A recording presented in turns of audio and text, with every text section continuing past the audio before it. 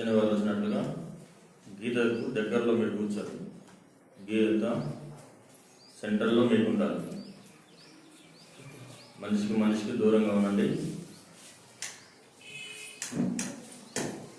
పరిశుద్ధుడైన ప్రేమ కలిగిన మా పరలోకపు తండ్రి, కృపా కనికరము సమాధానం జాలి దయ వాత్సల్యత కలిగిన ప్రియ ప్రభువ యేసుక్రీస్తు ప్రభు మా రక్షకుని శ్రేష్టమైన పరిశుద్ధ నామములో మీకు హృదయపూర్వక స్తోత్రములు కృతజ్ఞతాస్తుతులు చెల్లిస్తూ ఆరాధిస్తున్నాం.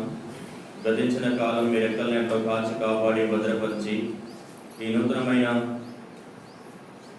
ప్రభుదినం ఆరాధన దినం మీరు మాకు అనుగ్రహించినందుకు స్తోత్రములు. 2020వ సంవత్సరం తండ్రి మరి ఆగస్టు మాసం చివరి ప్రభుదినముగా మీరు ఇచ్చినందుకు స్తోత్రములు చెల్లిస్తున్నాం. తండ్రి మరి ఈ దినం వరకు సజీవులుగా ఉండడానికి మీరు ఇష్టమైనందుకు స్తోత్రములు. సజీవులే కదా నేను సృజించదనం రాబడిన ప్రకారం ఆ సజీవుల గుంపులో మమ్మల్ని ఉంచినందుకు స్తోత్రములు.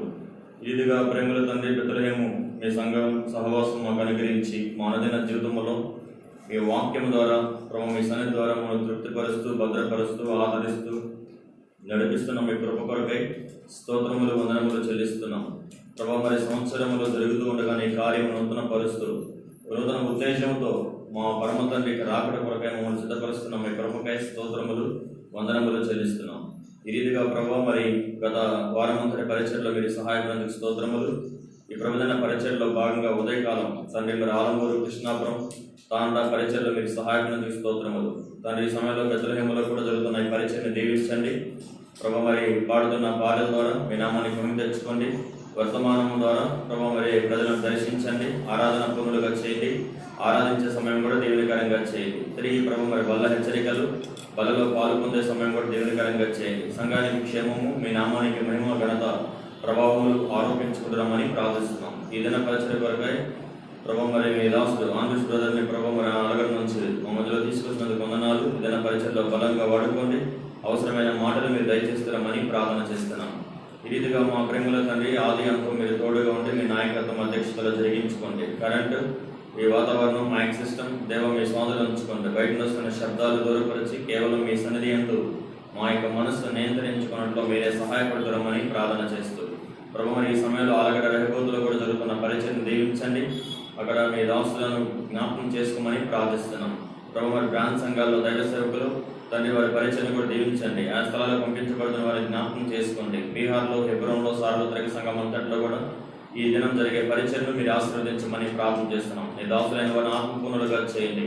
పలు స్థలాల్లో తండ్రి మరి బహిరంగ కూడడానికి అవకాశం లేక తండ్రి మరి ఆన్లైన్లో కూడుకుంటున్నారు, కనికరించండి. ప్రభు మరి ప్రత్యక్షంగా పరోక్షంగా ప్రభా నీ ప్రజలు నీ సన్నిధిని అనుభవించడంలో మీరే కనికరిస్తారమని ఎవరు కూడా మీ ఏర్పాట్లను తొలగిపోకుండా కనికరించండి. నీ వాక్యం ప్రభా నీ ప్రజల హృదయాలు చుచ్చుకుపోయినట్లుగా కనికరిస్తారమని ప్రార్థన చేస్తూ ఈ భయంకరమైన చివరి దినాల్లో దుర్దినాలు సాధ్యమైన దగ్గరగా మీ వాక్యానికి సమీపంగా ఉండటంలో నీ ప్రజలను మీరే సిద్ధపరుస్తున్నామని ప్రార్థన చేస్తూ ఈ విధంగా మా ప్రేమల తండ్రి దినమంతటి మా పరిచయంలో మీ కృపను కనికరము సహాయమును కోరుకుంటూ మీ యొక్క పరిశుద్ధమైన పాద సన్నిధిలో సాగిలపడుతూ మహిమ ఘనత ప్రభావాలు మీకే ఆరోపిస్తూ యేసుక్రీస్తు ప్రభు పరిశుద్ధమైన నామములో స్తుతించి ప్రార్థించి అడిగి వేడుకుంటున్నాం తండ్రి, ఆమేన్.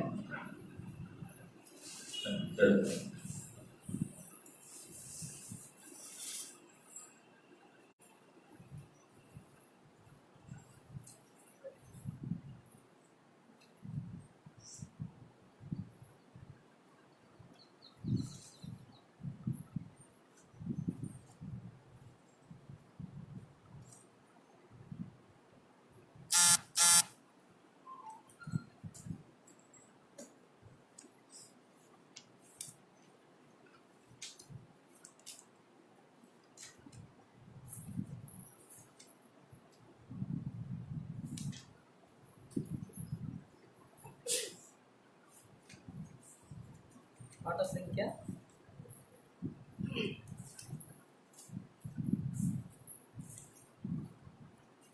102. పాట సంఖ్య 102. పెదపాటల పుస్తకంలో నుండి పాట సంఖ్య 102. పాట సంఖ్య 102.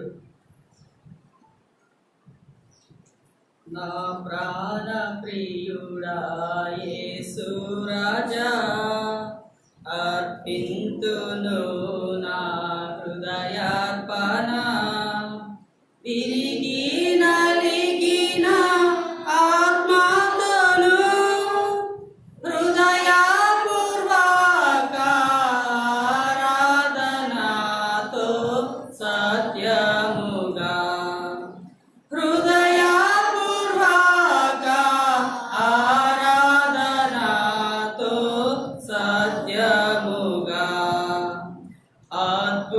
అద్భుతకరుడా ఆలోచన ఆశ్చర్య సమాధాన ప్రభువా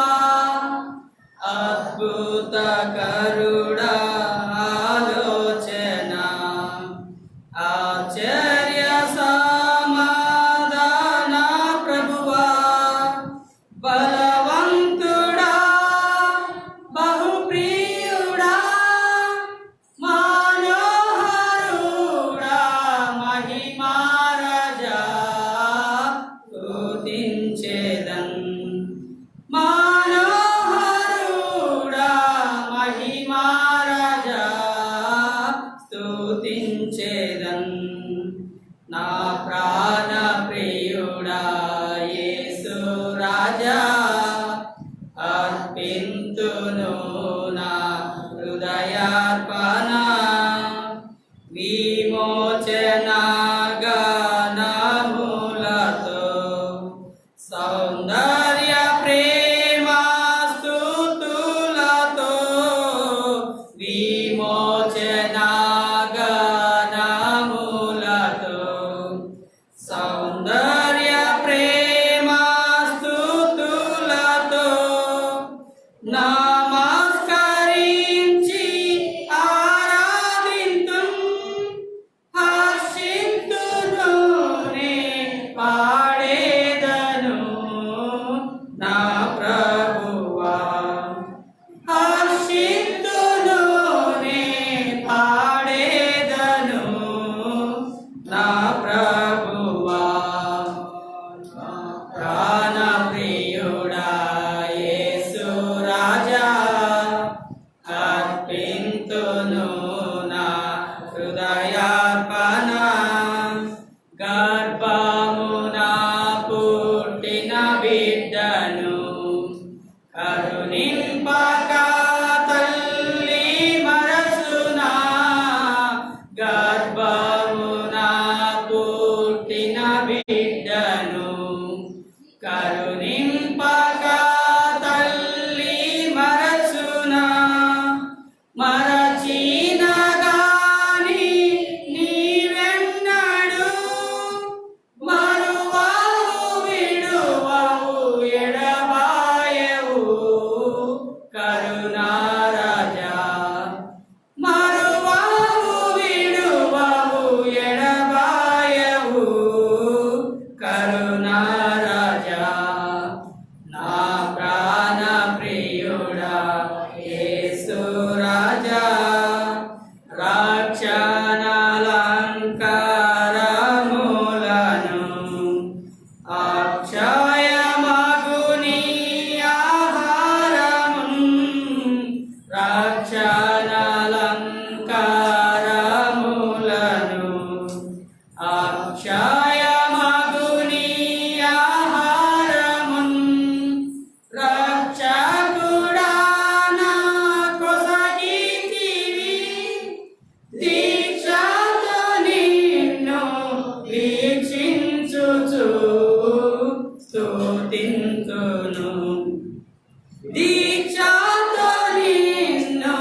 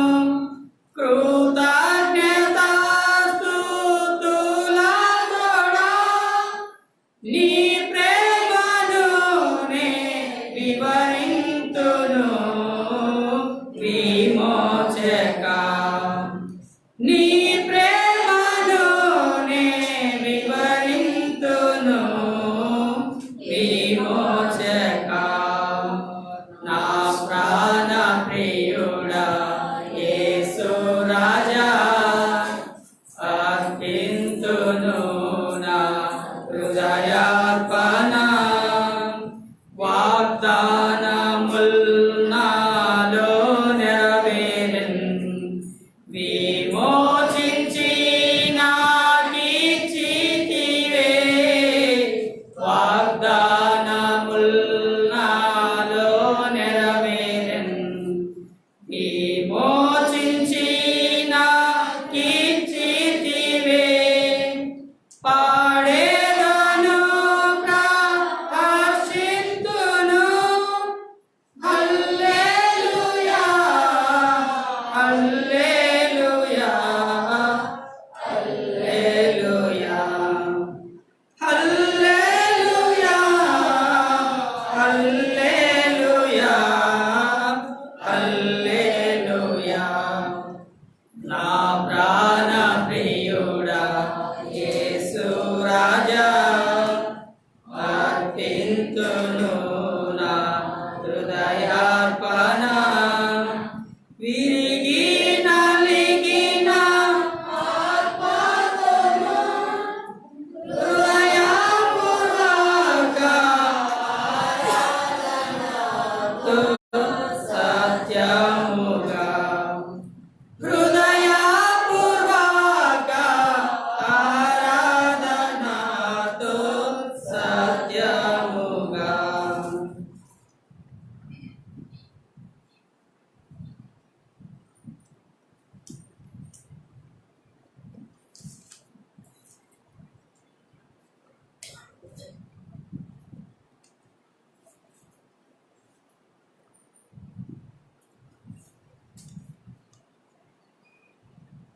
పాట సంఖ్య 198. పాట సంఖ్య 198.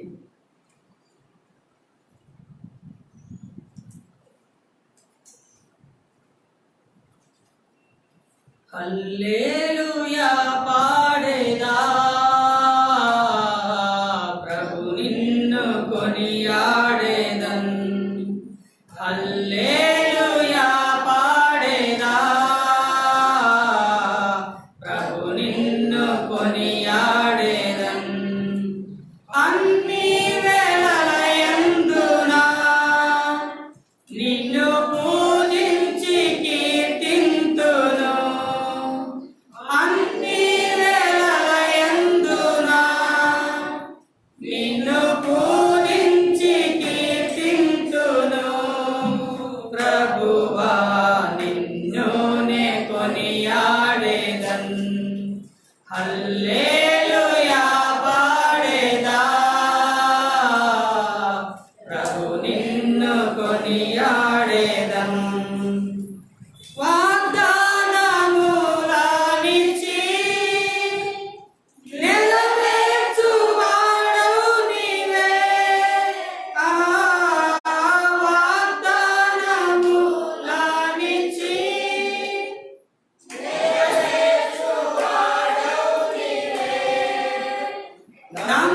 నమ్మకమైన దేవా నన్ను కాపాడువాడవు నీవే. నమ్మకమైన దేవా నన్ను కాపాడువాడవు నీవే. ప్రభువా నిన్ను నే కొనియాడేదన్. హల్లెలూయా పాడేదా ప్రభు నిన్ను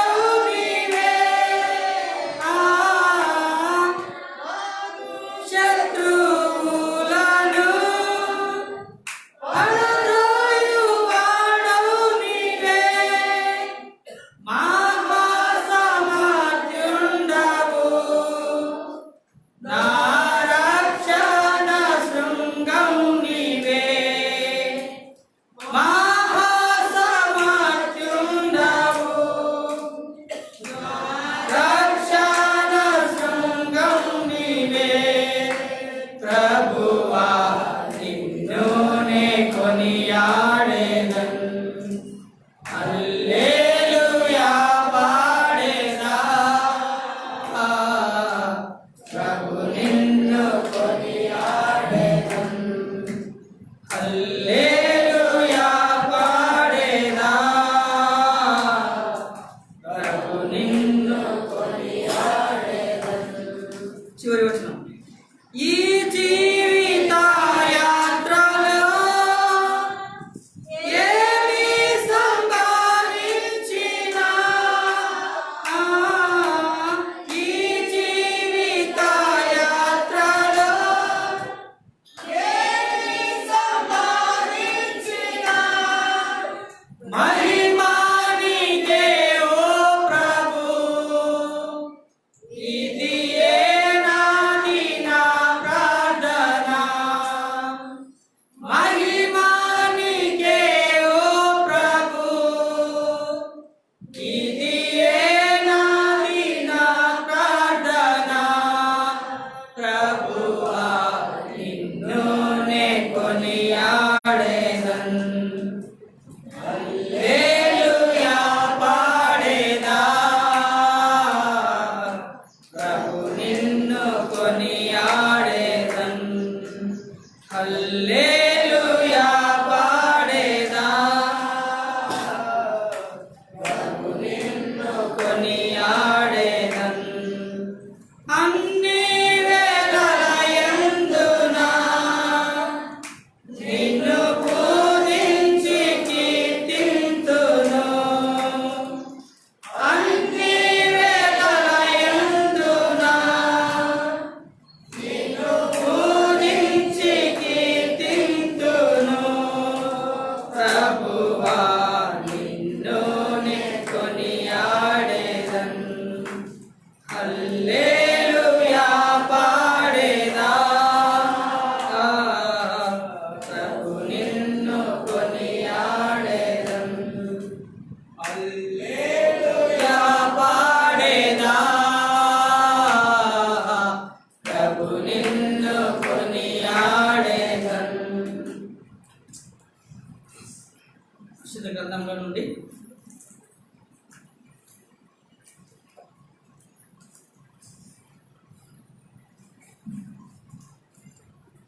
మనం ఆరాధనలోనికి ప్రవేశించక పూర్వము పరిశుద్ధ గ్రంథంలో నుండి కీర్తన గ్రంథం 150వ కీర్తన.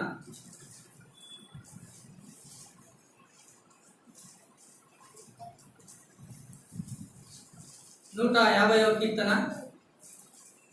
వచనం మార్చి వచనము మనం చదువుదాం. పేజ్ నెంబర్ 530 పరిశుద్ధ గ్రంథంలో నుండి 150వ కీర్తన మొదటి వచనం నుండి చివరి వచనం వరకు మనం మార్చి చదువుదాం. యెహోవాను స్తుతించుడి, ఆయన పరిశుద్ధాలయం నందు దేవుని స్తుతించుడి. ఆయన బలమును ప్రసిద్ధి చేయు ఆకాశ విశాలమందు ఆయనను స్తుతించుడి.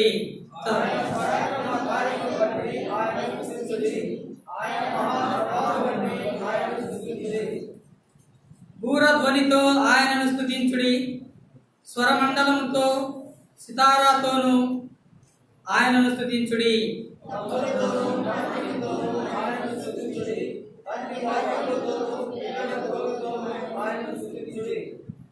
బ్రోగు తాళములతో ఆయనను స్తుతించుడి, గంభీర ధ్వనిగల తాళములతో ఆయనను స్తుతించుడి.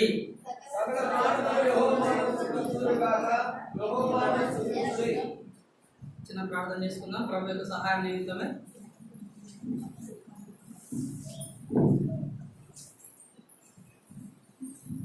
ప్రేమగల తండ్రి, పరిశుద్ధమైన దేవ, నీ ఘనమైన నామమును బట్టి ఉదయకాల సమయంలో మా ప్రభు, మా రక్షకుడు, మా విమోచకుడు యేసుక్రీస్తు వారు మా కొరకు మరణించి చనిపోయి సమాధి చేయబడి తిరిగి లేచినటువంటి ఈ పునరుత్థాన దినమున దేవ మిమ్మల్ని స్తుతించడం కొరకై తీసుకుని వచ్చినటువంటి బిడ్డలందరినీ బట్టి మిమ్మల్ని నాకు చెల్లిస్తున్నాం తండ్రి. మీ పరిశుద్ధ ఆలయంలో ప్రభావ మిమ్మల్ని స్తుతించాలని దేవ మీరు ఏర్పాటు చేసుకున్నటువంటి సంఘమును బట్టి, సహవాసమును బట్టి దేవ మిమ్మల్ని స్తుతించి గణపరిచి ఆరాధిస్తున్నాం తండ్రి. నిజంగా నీ ప్రేమను మేము జ్ఞాపకం చేసుకున్నప్పుడు దేవ మిమ్మల్ని స్తుతించకుండా మేము ఏ విధంగా ఉండగలం తండ్రి. దేవ నీ యొక్క శ్రేష్టమైనటువంటి నామంలో మాకు అనుగ్రహించినటువంటి ఆయన లేఖన భాగములను బట్టి మీకు వందనాలు చెల్లిస్తున్నాను తండ్రి. పాటల ద్వారా మీరు మహిమ పొందుతూ వచ్చినందుకు కొరకై మీకు స్తోత్రములు. వాక్యం ద్వారా కూడా ప్రభా మీరు మహిమ పొందుతూ రావాల్సిందిగా ప్రార్థన చేస్తున్నాం తండ్రి. మా హృదయాంతరంద్రియములలో నుండి దేవా ప్రేమపూర్వకమైనటువంటి మా జిహ్వా ఫలము దేవా మా రక్షణ ఫలము ప్రభా తండ్రి మేము మీకు అర్పించేటువంటి వారంగా తండ్రి ఉన్నట్లుగా ఆరాధన ఆత్మతో తండ్రి చేరి వచ్చిన ప్రతి ఒక్కరిని మేము నింపుతరమని వేడుకుంటున్నాం. దేవస్థానం తండ్రి మీ యొక్క రక్త పోషణగా మీరు తీసుకొని రండి ప్రభా. బలహీనుడనే నన్ను తండ్రి చేతగాని వాడని నన్ను వాక్యాన్ని వివరించటకు శక్తి లేనటువంటి నన్ను దేవా మీరే బలపరిచి శిలువ శాతం మరుగు చేసుకొని నోటి కూరగా దేవా మీరే నన్ను వాడుకుంటామని ప్రార్థన చేస్తున్నాను తండ్రి. యజమానుడు వాడుకున్నటకు అర్హమైన పాత్రగా మీరు నన్ను సిద్ధపరిచి ప్రభా నా నోట మీ మాటలుంచి మీరే బలపరిచి వాడుకోమని ప్రార్థన చేస్తున్నాం. శరీరం మనసు తలంపుల ఆలోచనలన్నీ కూడా చెదిరిపోయే తలంపులన్నీ కూడా ప్రభా మేము అన్నిటిని వదిలివేసి తండ్రి సింహాసనాసీనుడైనటువంటి యేసుక్రీస్తును మేము ఆరాధించినట్టుగా సంపూర్ణంగా ప్రభా మరి ఆత్మతో సత్యంతో మేము ఆరాధించినట్టుగా ప్రభా మీ అందే ప్రవర్తన మేము గురి నిలిపినట్టుగా మీ ఆలోచన మీ తలంపులు ప్రభా మీరు మాకు అనుగ్రహించమని ప్రార్థన చేస్తున్నాం. సమీప దూర ప్రాంతం నుంచి ఇంకా ఎవరైతే రావాల్సినారో వారందరినీ కూడా మీరే సకాలంలో తీసుకుంటామని వచ్చిన వారందరినీ బట్టి మీకే స్తోత్రాలు చెల్లిస్తూ యేసుక్రీస్తు నామమున స్తుతించి ప్రార్థించి అడిగి వేడుకుంటున్నాం తండ్రి. ఆమేన్.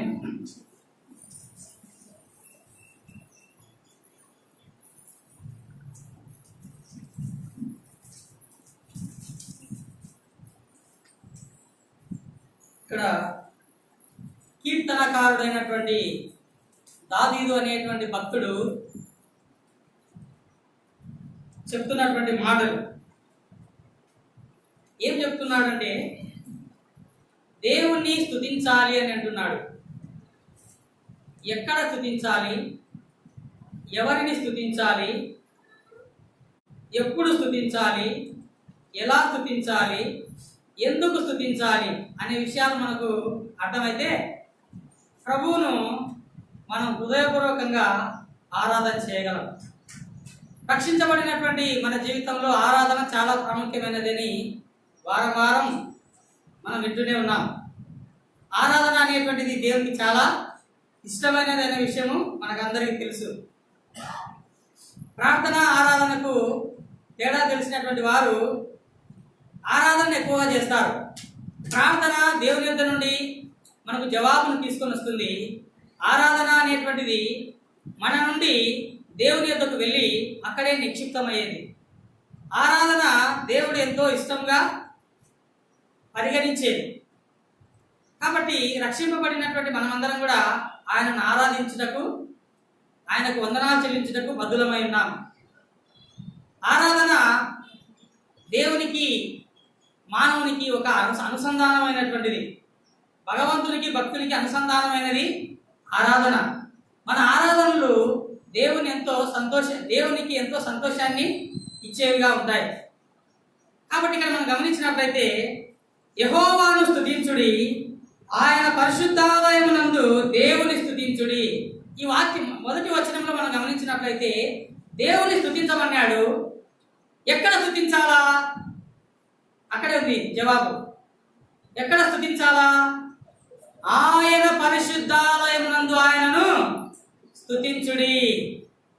వ్యక్తిగతంగా ఆరాధన చేస్తాం, కుటుంబంగా ఆరాధన చేస్తాం, మంచిదే. అయితే సంఘముగా కూడా, సమాజముగా కూడా, ఆయన మందిరంలో కూడా ఆరాధన చేయడం అనేటువంటిది చాలా ప్రాముఖ్యమైనది.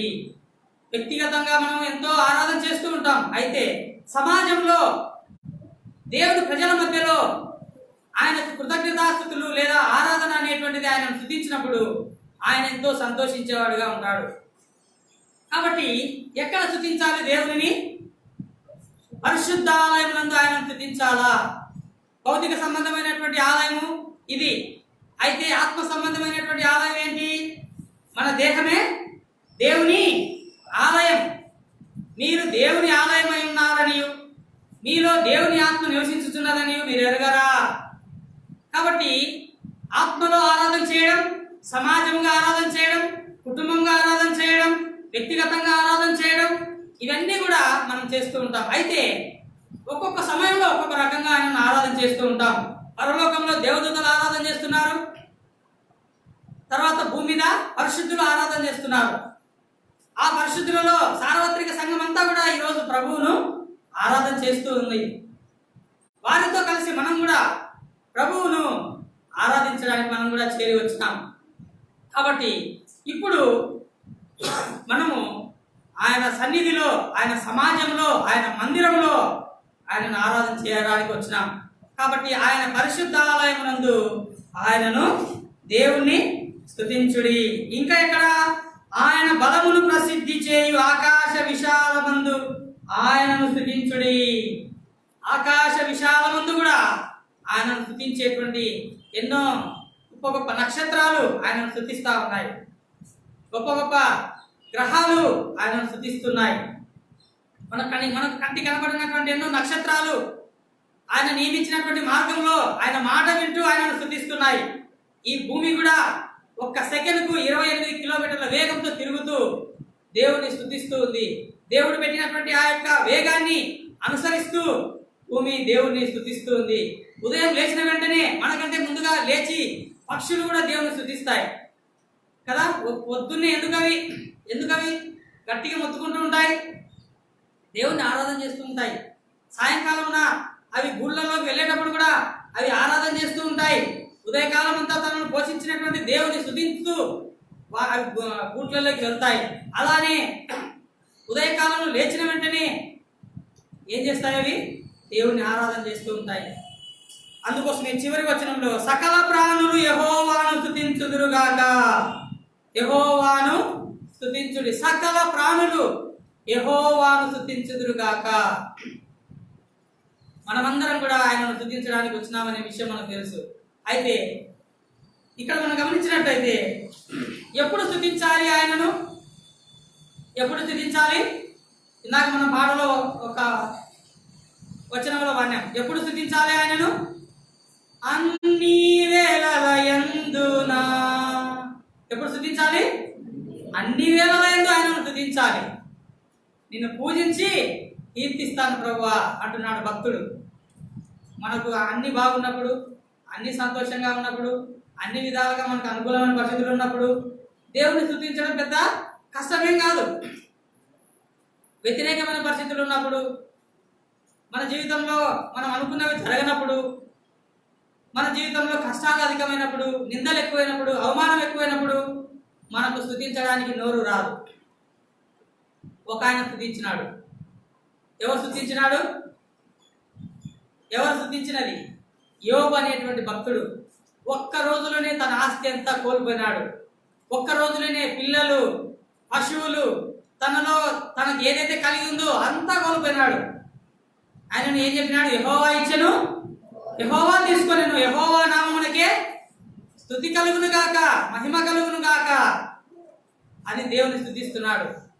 చాలా కష్టమైనటువంటి పని ఎప్పుడంటే దేవుని స్తుతించడం. కష్టాల్లో ఉన్నప్పుడు, ఇబ్బందుల్లో ఉన్నప్పుడు, ఇరుకులో ఉన్నప్పుడు, నిందలు వచ్చినప్పుడు, జీవితం భారంగా, బ్రతుకు భారంగా మారినప్పుడు దేవుని స్తుతించడానికి నోరు రాదు. దేవుడు మన రక్షకుడు అనేటువంటి విషయం గుర్తున్నప్పటికీ మన లోపల నుండి కృతజ్ఞతార్పణలు మనము చెల్లించలేము. సకల ప్రాణులు దేవుని స్తుతిస్తా ఉన్నాయి.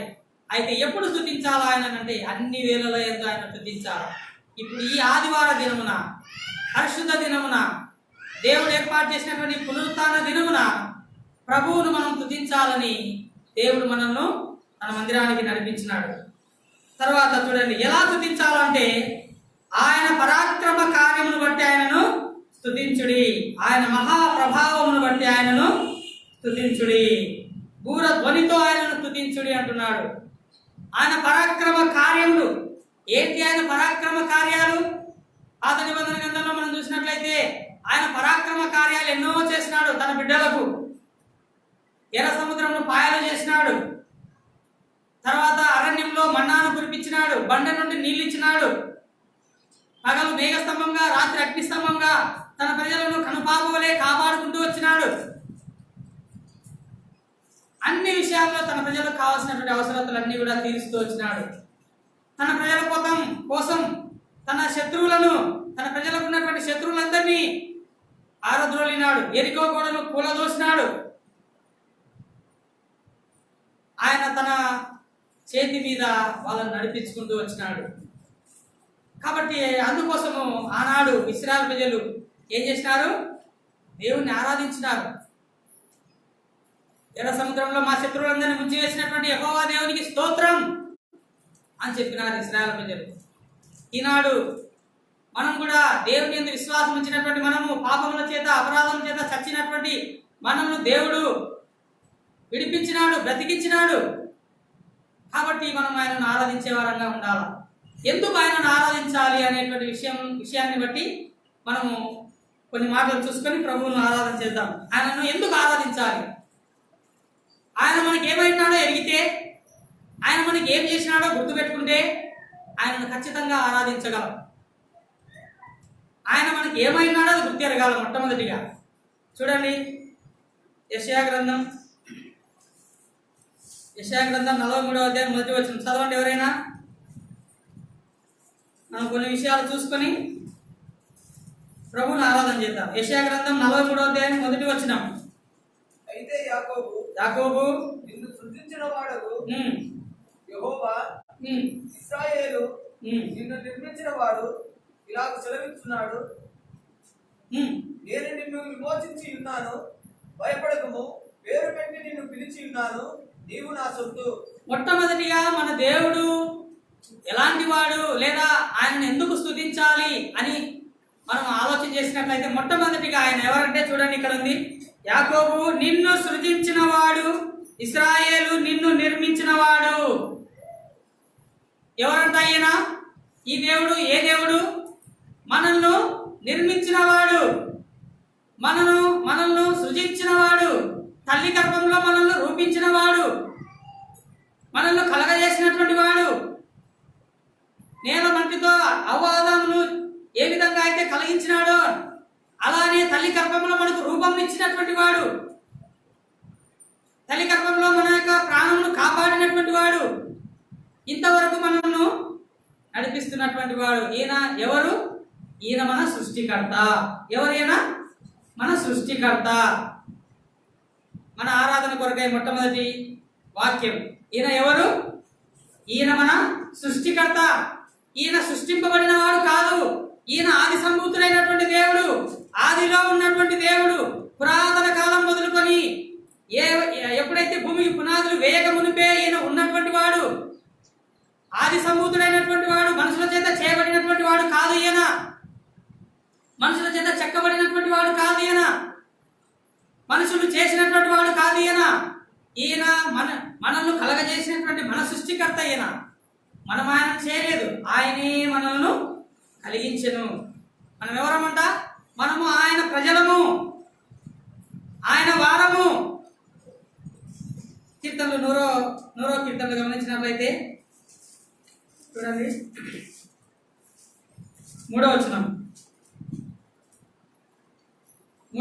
యెహోవాయే దేవుడని తెలుసుకొనుడి, యెహోవాయే దేవుడని తెలుసుకొనుడి, ఆయనే మనలను పుట్టించెను, ఆయనే మనలను పుట్టించినను, మనము ఆయన వారము, మనము ఆయన వారము, మనము ఆయన ప్రజలము, ఆయన ప్రజలము, ఆయన మేపు గొర్రెలము, ఆయన మేపు గొర్రెలము.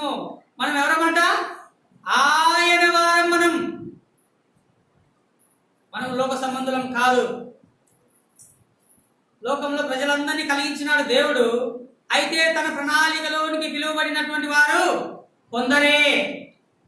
ఏర్పరచబడిన వారు ఎంతో మంది ఉన్నప్పటికీ కూడా పిలువబడినటువంటి వారు కొందరే. ఆ పిలుపులోనికి నిన్ను నన్ను దేవుడు తీసుకొని వచ్చినాడు.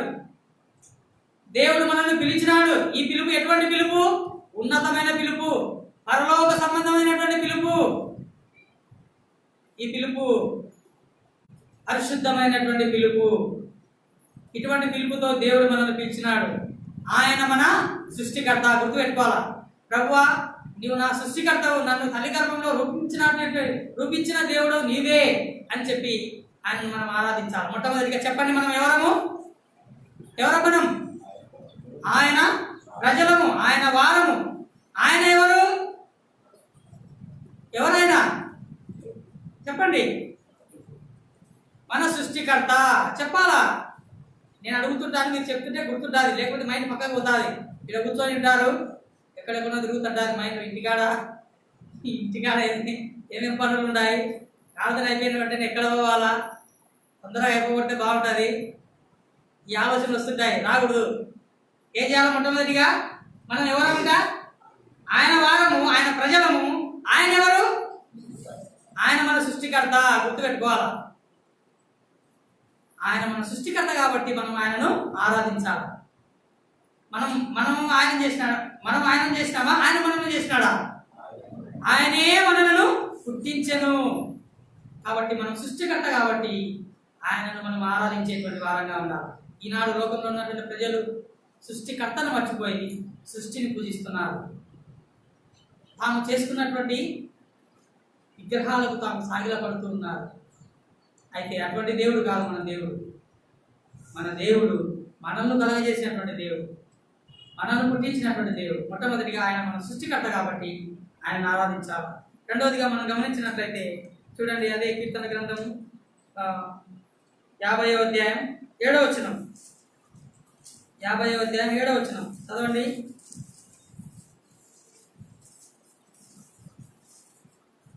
50వ అధ్యాయం 7వ వచనం. రాజనులారా నేను మాట్లాడబోతున్నాను, ఆలకించుడి. ఇశ్రాయేలు ఆలకింపుము. నేను దేవుడను, నీ దేవుడను, నేను నీ మీద సాక్ష్యము పలికెదను. చూడండి ఏమంటున్నాడు ఇక్కడ? నేను దేవుడను. అంత మాత్రమే కాదు, ఎవరి దేవుడను? నీ దేవుడను. ఎవరి దేవుడను? నీ దేవుడను. వ్యక్తిగతమైనటువంటి జీవితంలో ఆయన దేవుడుగా ఉంటేనే ఆయనను ఆరాధించగలరు. కుటుంబంలో నలుగురు ఉంటే నలుగురు దేవుని అంగీకరించకపోవచ్చు. నా దేవుడు అని ఎవరు చెప్పగలరు? ఎవరైతే ఆయన విశ్వాసం ఉంచినారో, ఎవరైతే ఆయనను దేవునిగా అంగీకరించినారో, ఎవరైతే ఆయనను సృష్టికర్తగా అంగీకరించినారో, ఎవరైతే ఆయనను నిజముగా దేవునిగా ఎరిగి ఉన్నారో వాళ్ళు మాత్రమే ఆయన నా దేవుడు అని చెప్పగలరు. మిగతా వాళ్ళందరూ చెప్పలేరు. నా దేవా అనేటువంటి మాట ఎవరు చెప్పగలరు? ఆయనను రుచి చూసినటువంటి వారే చెప్పగలరు. ఆయన ప్రేమను రుచి చూసిన వారే, ఆయన అంటే ఏంటో తెలుసుకున్నటువంటి వారే, ఆయన ప్రేమ యొక్క గొప్పతనాన్ని ఎరిగినటువంటి వారే, ఆయన మంచితనాన్ని కనుగొన్నటువంటి వారే నా దేవుడు అని చెప్పగలరు. అయితే ఇక్కడ దేవుడు ఏమంటున్నాడంటే, ఇశ్రాయేలు నేను దేవుణ్ణి. అంత మాత్రమే కాదు, ఎవరి దేవుడను? నీ దేవుడను. ప్రియమైన విశ్వాసి, నిజంగా ఈ దేవుడు నీ దేవుడేనా? ఆయన సృష్టికర్తగా అంగీకరించినావు, ఆయన నీ దేవునిగా అంగీకరించినావు. నిజంగా నీ దేవుడు అనేటువంటి నిశ్చయత నీలో ఉండే ఈ దినాన నువ్వు ఖచ్చితంగా ఆయనను ఆరాధించగలవు.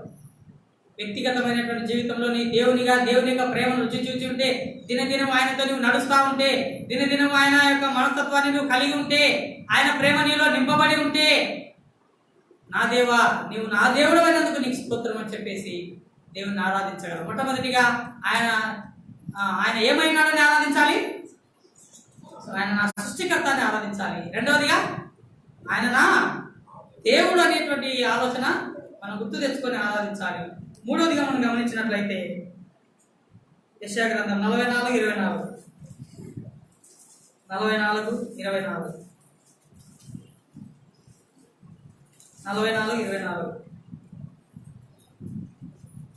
చదవండి. గర్భం నుండి నిన్ను నిర్మించిన నీ విమోచనకు యెహోవా ఇలాగ సెలవిస్తున్నాడు, యెహోవానకు నేనే సమస్తమును జరిగించువాడను, నేనొకడనే ఆకాశమును విశాలపరిచిన వాడను, నేనే భూమిని పరిచిన వాడను. చూడండి 24వ వచనంలో, గర్భం నుండి నిన్ను నిర్మించిన నీ విమోచకుడకు యెహోవా ఈలాగు సెలవిచ్చుచున్నాడు. నిన్ను నిర్మించినాను, నీ దేవుడనైనాను. అంత మాత్రమే కాదు, ఇక్కడ మనం గమనించినట్లయితే ఎవరైనా చెప్పాలా? విమోచకుడు. ఎవరైనా విమోచకుడు. మన ప్రభు, మన దేవుడు, మన సృష్టికర్త మాత్రమే కాకుండా ఆయన ఎవరంటే మన విమోచకుడు. అందుకొరకే మనను నిర్మించినటువంటి ప్రభువుకు విమోచన గానములతో నేను స్తుతిస్తానని ఇందాక పాటలో పాడాం. విమోచన గానములతో సౌందర్య ప్రేమ స్తుతులతో. చూడండి, విమోచన గానములు ఎప్పుడు వస్తాయి? మనం విమోచింపబడినప్పుడు వస్తాయి. విమోచన అంటే ఏంది? విడుదల. దేని నుండి విడుదల? పాపం నుండి విడుదల, సాతాను నుండి విడుదల, అపవిత్రత నుండి విడుదల, లోకం నుండి విడుదల దేవుడు మనకు కలిగించినాడు. సాతాను నుంచి మనల్ని విడిపించినాడు. లోకం యొక్క ప్రభావం నుండి, పాపపు శక్తుల నుండి దేవుడు మనల్ని విడిపించినాడు. ఎలా విడిపించినాడు? ఆయన రక్తం ద్వారా మనల్ని విడిపించినాడు. ఆయన యొక్క శిలువ మరణం ద్వారా మనల్ని విడిపించినాడు. మరణాన్ని రుచి చూసినాడు. మనం పాపులమై ఉండగా, మనం శత్రువులమై ఉండగా, మనం బలహీనులమై ఉండగా, మనం అపవిత్రులమై ఉండగా ఆయన పాపముగా చేయబడుతూ వచ్చినాడు. ఆయన అపవిత్రులలో ఒకనిగా, నేరస్తులలో ఒకనిగా ఎంచబడుతూ వచ్చినాడు. నా పాప భారం ఆయన మీద వేసుకున్నాడు. నీవు నేను అనుభవించవలసినటువంటి ఆ యొక్క పాప భారాన్ని కలవరి శిలువ మీద ఆయన భరిస్తూ వచ్చినాడు. ఆయన ఆకాశానికి భూమికి మధ్య శిలువలో ఆయన వేలాడుతూ వచ్చినాడు. ఆయన మనల్ని విడిపించడానికి ఆయన బంధింపబడినాడు. మనము సాతాను చేతిలో ఉన్నప్పుడు మనల్ని విడిపించడానికి, సాతానుకు అమ్ముడమైనప్పుడు మనల్ని విడిపించడానికి ఆయన విమోచన క్రయధనముగా ఏమిచ్చినాడంట? తన ప్రాణాన్ని అర్పించినాడు. పాపాత్ములమైనటువంటి మన కోసం, చెడిపోయినటువంటి మన కోసం దేవుడు ఏం చేసినాడు? తన రక్తాన్ని విమోచన క్రయధనముగా మనకు అర్పిస్తూ వచ్చినాడు. ఆయన మాటల చేత నేను నిన్ను ప్రేమిస్తున్నానని చెప్పలేదు, కానీ ఆయన తన యొక్క ప్రేమను వెల్లడిపరిచినాడు. ఎలా వెల్లడిపరిచినాడు? కలవరి శిలువలో తన ప్రేమను ఆయన వెల్లడిపరిచినాడు. అందుకొరకే మనకి ఈనాడు విమోచన దొరికింది. అందుకొరకే ఈనాడు మనము స్వతంత్రులంగా జీవిస్తున్నాం. అందుకొరకే మనం ఈనాడు అపవిత్రత నుండి మనం దూరం అయిపోయినాం. ఆయనకు దగ్గరగా జీవిస్తున్నాం. ఆయన విమోచకుడు, మనం విమోచింపబడినాం. కాబట్టి నీ విమోచకుడు, ఈయన ఎవరు? నీ విమోచకుడు. మొట్టమొదటిగా ఆయన మన సృష్టికర్త, రెండవదిగా ఆయన మన దేవుడు, మూడవదిగా మన విమోచకుడు. చూడండి, నాలుగవదిగా కీర్తన గ్రంథం 23వ అధ్యాయం మొదటి వచనం, 23 మొదటి వచనం. యెహోవా నా కాపరి, నాకు లేమి కలగదు. యెహోవా నా కాపరి. ఎవరంట ఈయన? కాపరి, మన కాపరి. మన సృష్టికర్త మాత్రమే కాదు, మన దేవుడు మాత్రమే కాదు, మన విమోచకుడు మాత్రమే కాదు, ఆయన మన కాపరి ఉన్నాడు. ఆయన కాపరత్వం కింద మనం ఉన్నాం. ఆయన మందలో మనం ఉన్నాం. ఆయన మనల్ని అనుక్షణము కాపరి అయి నడిపిస్తున్నాడు. ఆయన మనల్ని అన్ని విధాలుగా పచ్చిక గల చోట్ల పరుణ చేస్తున్నాడు. శాంతికరమైన జలంలో అయితే మనల్ని నడిపిస్తున్నాడు. ఆయన కాపరత్వం కింద, ఆయన మందలో మనల్ని ఉంచి తన యొక్క చిత్తానుసారంగా మనల్ని నడిపిస్తున్నాడు. కాపరి ఏం చేస్తాడు? అన్ని విధాలైనటువంటి ఏర్పాట్లు చేస్తాడు. కాపరి మందను విడిచిపెట్టి వెళ్ళిపోడు. తనకంటే ఎక్కువగా మందను కాపాడుతూ ఉంటాడు. గొర్రెలు ఎండలో ఎండితే కాపరి కూడా ఎండుతూ ఉంటాడు. వానలో తడుస్తే కాపరి కూడా తడుస్తూ ఉంటాడు. అవి ఆకలి ఉంటాయని ఉదయాన్నే తీసుకొని ఎక్కడికి వెళ్తాడు? మేతకు కొండకు వెళ్తాడు. వాటికి నీళ్లు దప్పిగైతాయని ఎక్కడైనా చెరువులు ఉంటే అక్కడికి తీసుకొని పోతాడు. వాటికి ముందుండి నడిపిస్తాడు. అవి పక్కకు పోతా ఉంటే, ఎక్కడైనా ముళ్ళ తుప్పల్లో పడి ఉంటే వాటిని విడిపిస్తాడు, బాగు చేస్తాడు. ఏవైనా నడవలేకుంటే వాటిని ఏం చేస్తాడు? కాపరి మోస్తాడు. అన్ని విధాలైనటువంటి ఏర్పాట్లు చేస్తాడు. ఈ భూలోక సంబంధమైనటువంటి కాపరులే అలా ఉంటే, మన పరలోక సంబంధమైనటువంటి పరలోకపు దేవుడు, మన కాపరైనటువంటి దేవుడు ఎన్ని విధాలుగా మనల్ని కాపాడినాడు, ఎన్ని విధాలుగా మనల్ని మన జీవితంలో కాపాడుతూ వచ్చినాడు. ఎన్నెన్ని ఆపదలు, ఎన్నెన్ని కష్టాలు, ఎన్నెన్ని నష్టాలు, ఎన్నెన్ని ఇబ్బందులలో లోకమంతా కూడా పిట్టలు దాల్పినట్టు రాలిపోతున్నారు. మన కాపరైనటువంటి దేవుడు ఏం చేస్తున్నాడు? మనం ఇంకా కాపాడుతున్నాడు. మనం ఇంకా సజీవ లెక్కలో ఉన్నామంటే ఆయన కాపరత్వం కింద, ఆయన యొక్క బలిష్టమైనటువంటి చేతుల కింద మనం ఉన్నాం. అందుకొరకే ఈనాడు సజీవులమై ఆయన మందిరంలోకి వచ్చినాం. కరోనా వ్యాధి చేత అనేకులు బాధపడుతున్నారు. ఎంతో మంది ఆసుపత్రులలో మొరపెట్టుకుంటున్నారు, రోధిస్తా ఉన్నారు. మేము కొద్ది రోజులు బతకాలనుకుంటున్నాం, ఇంకా కొద్ది రోజులు బతకాలనుకుంటున్నాం, అయ్యో మేము తట్టుకోలేకపోతున్నాం, ఆయాసం ఎక్కువైంది, ఊపిరి పీల్చుకోలేకపోతున్నాం, మమ్మల్ని బ్రతికించండి అని ఆర్తనాదాలు వినిపిస్తున్నారు. వాళ్ళ దగ్గరికి పోయే డాక్టర్లు లేదు, వాళ్ళ దగ్గరికి పోయే నర్సులు లేదు. చికిత్స చేయాలనే కానీ వణికిపోతున్నారు డాక్టర్లు. ఇంత భయంకరమైనటువంటి పరిస్థితులు లోకంలో జరుగుతూ ఉంటే ప్రభు మనల్ని ఇంకా కాపాడుతున్నాడు. ఎందుకంటే ఆయన మన కాపరి, మన విమోచకుడు అయింది మాత్రమే కాదు, ఆయన మనల్ని కాపాడుతున్నటువంటి కాపరి. ఇంకా ఎవరంటే ఆయన చూడండి, ఫిలిప్పీయులకు రాసిన పత్రిక 4వ అధ్యాయం 20వ వచనం. ఫిలిప్పీయులకు రాసిన పత్రిక 4వ అధ్యాయం 20వ వచనం. మన తండ్రి అయిన దేవునికి యుగ యుగములకు మహిమ కలుగును గాక. ఆమేన్. ఆమేన్. చూడండి, ఎవరంటే అయినా చెప్పాలా, అది వాక్యం చదివిన వెంటనే పట్టుకోవాలా. అక్కడ ఒక పదం ఉంటుంది, ఆ పదాన్ని పట్టుకోవాలా. ఎవరైనా మన తండ్రి,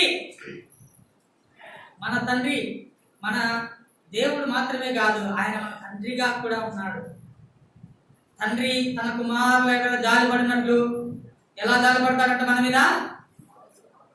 కుమారుల మీద జాలిపడినట్లు. ఈ లోకపు తల్లిదండ్రులు ఏ విధంగా అయితే కుమారుల మీద జాలిపడి అన్ని విధాలుగా ఏర్పాటు చేస్తారో, అదే విధంగా మన పరలోకపు తండ్రి అన్నిటినీ మనకి ఏర్పాటు చేసేటువంటి వాడు, రక్షణ కార్యములు సిద్ధపరిచినటువంటి వాడు, మన తండ్రిగా ఉన్నటువంటి వాడు, మన తండ్రి అయినటువంటి దేవుడు మనల్ని విడనాడనటువంటి వాడు, ఎడబాయనటువంటి వాడు. ఈ లోకపు తల్లిదండ్రులు ఒకవేళ విడిచిపెట్టి వెళ్ళిపోవచ్చు, కానీ మన పరలోకపు తండ్రి ఎన్నడూ మనల్ని విడవను, ఎడబాయనటువంటి దేవుడు. ఈ తండ్రిలో భూ సంబంధమైనటువంటి తల్లిదండ్రుల మాదిరి కాదు, కానీ పరలోకపు తండ్రి మనల్ని ఆదరించేవాడు, మనల్ని ఓదార్చేటువంటి వాడు. కుమారుడు తప్పిపోతే ఏ విధంగా అయితే తండ్రులు తమ కుమారులకు అన్ని విధాలుగా ఏర్పాటు చేస్తారో, అదే విధంగా ఏర్పాటు చేసేటువంటి ఈ తండ్రి, పరలోకపు తండ్రి, మనం కూడా తప్పిపోయినప్పుడు, మనం కూడా దేవునికి దూరస్తులం అయిపోయినప్పుడు, ఆ చిన్న కుమారుడు ఏ విధంగా అయితే తండ్రికి దూరం అయిపోయి, ఏ విధంగా అయితే పండు తినేటువంటి పొట్టు దగ్గరికి వెళ్ళినాడో, అయ్యో నాకు ఇంత ఘోరమైనటువంటి పరిస్థితి వచ్చింది, నా తండ్రి ఇంట్లో కూలివాండ్రకు అన్నం దొరుకుతున్నది, నాకు అన్నం లేదే అని బాధపడి తిరిగి వచ్చినప్పుడు తండ్రి ఏ విధంగా అయితే కౌగలించుకొని ముద్దు పెట్టుకొని మరలా తన యొక్క కుమారునికి ఉంగరం తొడిగించి, చెప్పులు ఇచ్చి, మంచి వస్త్రాలు ఇచ్చి, అధికారం ఇచ్చినాడో, అదే విధంగా తప్పిపోయినటువంటి మనల్ని ఒక తండ్రి వలె దేవుడు మనల్ని ఏం చేసినాడు? తన ఇద్దరు చేర్చుకున్నాడు, తన సన్నిధిలోనికి చేర్చుకున్నాడు, తన ప్రేమను చూపించినాడు, తన యొక్క కనికరం చూపించినాడు. మనకు దిక్కులేనటువంటి వాదన ఉండడం దేవునికి ఏమాత్రం ఇష్టం లేక మన తండ్రి మనల్ని కాపాడుతూ వస్తున్నాడు. మన తండ్రి అయినటువంటి దేవుడు మనల్ని ఎన్నడూ విడిచిపెట్టేవాడు కాదు. కాబట్టి ఈ తండ్రి పరలోకపు తండ్రి. ఏ తండ్రి? ఈ తండ్రి పరలోకపు తండ్రి. ఈ లోకపు తల్లిదండ్రులు ఒకవేళ నీకు లేరేమో, అయితే నీవు నమ్ముకున్న నీ దేవుడు, నీ విమోచకుడైన దేవుడు, నీ సృష్టికర్త అయినటువంటి దేవుడు, నీ యొక్క కాపరైనటువంటి దేవుడు అంత మాత్రమే కాదు, నీ యొక్క పరలోకపు తండ్రిగా ఉన్నాడు. లోకంలో ఉన్నటువంటి ఎవరిని కూడా తండ్రి అని పిలవలేము. తల్లి అని పిలిచొచ్చు, కానీ తండ్రి అని ఎవరిని పిలవలేము కదా. తల్లి అని ఎవరినైనా పిలిచొచ్చు, తండ్రి అని ఎవరిని పిలవలేము. తండ్రి అని ఒక్కరినే పిలుస్తాం. మనం నిజమైనటువంటి తండ్రినే తండ్రి అని పిలుస్తాం. అలానే మనకు ఒక్కడే దేవుడు, ఆయనే మన తండ్రి. లోకంలో ఉన్నటువంటి ఏ ప్రజలకు లేనటువంటి ఆధిక్యత ఆయన మనకు అనుగ్రహించినాడు. అబ్బా తండ్రి అని ఆయన దగ్గరికి వెళ్ళి మొరపెట్టుకునేటువంటి ఆధిక్యతను దేవుడు మనకు అనుగ్రహించినాడు. ఎవ్వరు కూడా, ఒక యేసుప్రభు నమ్మిన వాళ్ళు తప్ప ఎవ్వరు కూడా వాళ్ళ దేవులను తండ్రి అని పిలవలేరు. అవునా? గుళ్ళలోకి పోయిన తర్వాత తండ్రి అని పిలవలేరు. ఒక దేవునిగానే పరిగణిస్తారు. ఒక దేవుడిగా ఎక్కడో దూరంగా ఉన్నావు అనేటువంటి ఆలోచనలో ఉంటారు, కానీ ఆయన నా తండ్రి అని చెప్పేటువంటి ధైర్యము ఒక దేవుని యందు మన యేసుక్రీస్తునందు విశ్వాసం వచ్చినటువంటి పిల్లలకు మాత్రమే దేవుడు దానిని అనుగ్రహించినాడు. తండ్రి అని ఆయన సన్నిధికి వెళ్ళేటువంటి భాగ్యాన్ని ఆయన మనకు అనుగ్రహించినాడు. ఆయన సమీపమైనటువంటి భాగ్యాన్ని ఆయన మనకు అనుగ్రహించినాడు. చూడండి 2వ సమూయేలు గ్రంథం 22వ అధ్యాయం 2వ వచనం. 2వ సమూయేలు గ్రంథం 22వ అధ్యాయం 2వ వచనం చదవండి. 2వ సమూయేలు గ్రంథం 22వ అధ్యాయం 2వ వచనం.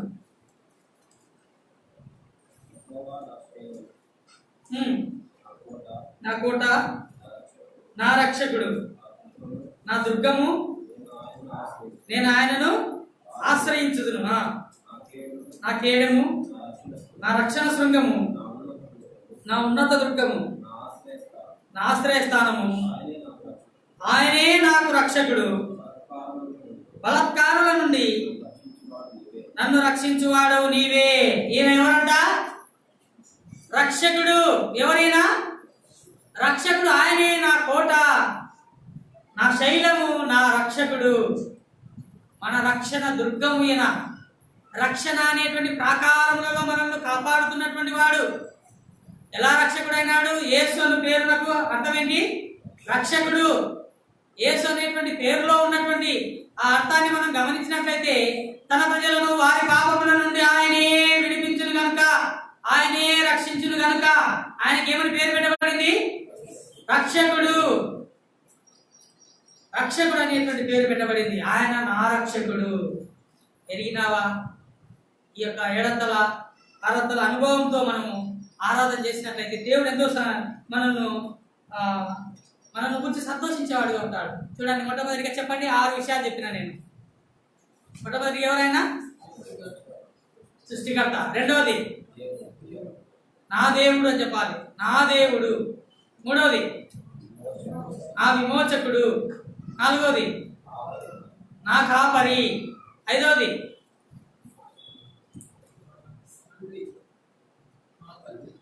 ఆయన నా తండ్రి.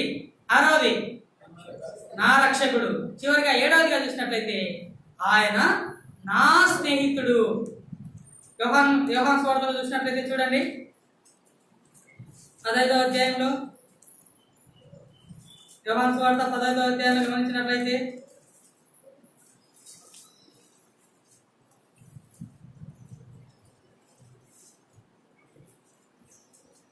నా స్నేహితులని పిలుచుతున్నాను అని అంటాడు. 15 దాసుడు తన యజమానుడు చేయదాన్ని ఎరుగడు కనుక ఇక మిమ్మల్ని దాసులని పిలవగా స్నేహితులని పిలుచుతున్నాను. చూడండి, స్నేహితులని పిలుచుతున్నాను. చూడండి, నా స్నేహితులని పిలుచుతున్నాను అంటున్నాడు ప్రభు. ఎవరమంట మనము? ఆయనకు స్నేహితుడు. ఆయన మనకి ఎటువంటి వాడు? మనం ఆయనకు స్నేహితులమైతే ఆయన మనకు స్నేహితుడే. స్నేహితుడు, నిజమైన స్నేహితుడు విడవక ప్రేమించును. కాబట్టి ఆయన మనల్ని స్నేహితునిగా అంగీకరించినాడు. ఆయన మన స్నేహితునిగా ఎత్తు వచ్చినాడు. అరణ్యంలో, ఎండినటువంటి అరణ్యంలో, ఆడైన ఎడారిలో మనల్ని ఏం చేసినాడంట? స్నేహం చేసినటువంటి వాడను ఆయనే.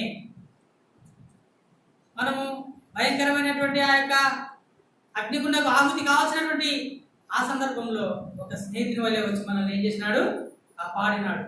కాబట్టి ఆయన మన స్నేహితునిగా ఆయనను ఆరాధించేటువంటి వారంగా ఉండాలి. ఈ విషయాలను గుర్తు తెచ్చుకొని మనం దేవుని సన్నిధిలో ఒక సహోదరుడు, ఒక సహోదరి ఆయనను ఆరాధించడానికి సిద్ధపడదాం. ఒక పాట పాడుకుందాం. రక్షకుడా యేసు ప్రభు స్తోత్రం సేవ. మనం లేచి నిలబడి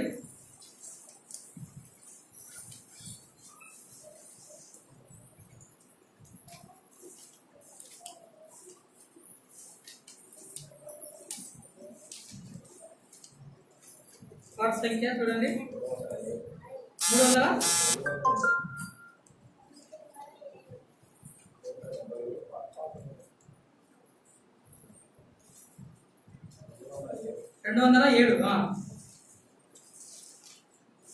రక్షకుడా రక్షకుడా యేసు ప్రభు స్తోత్రము దేవా. స్వచ్ఛమైన నిత్య ప్రేమ చూపిన దేవా. స్వచ్ఛమైన నిత్య ప్రేమ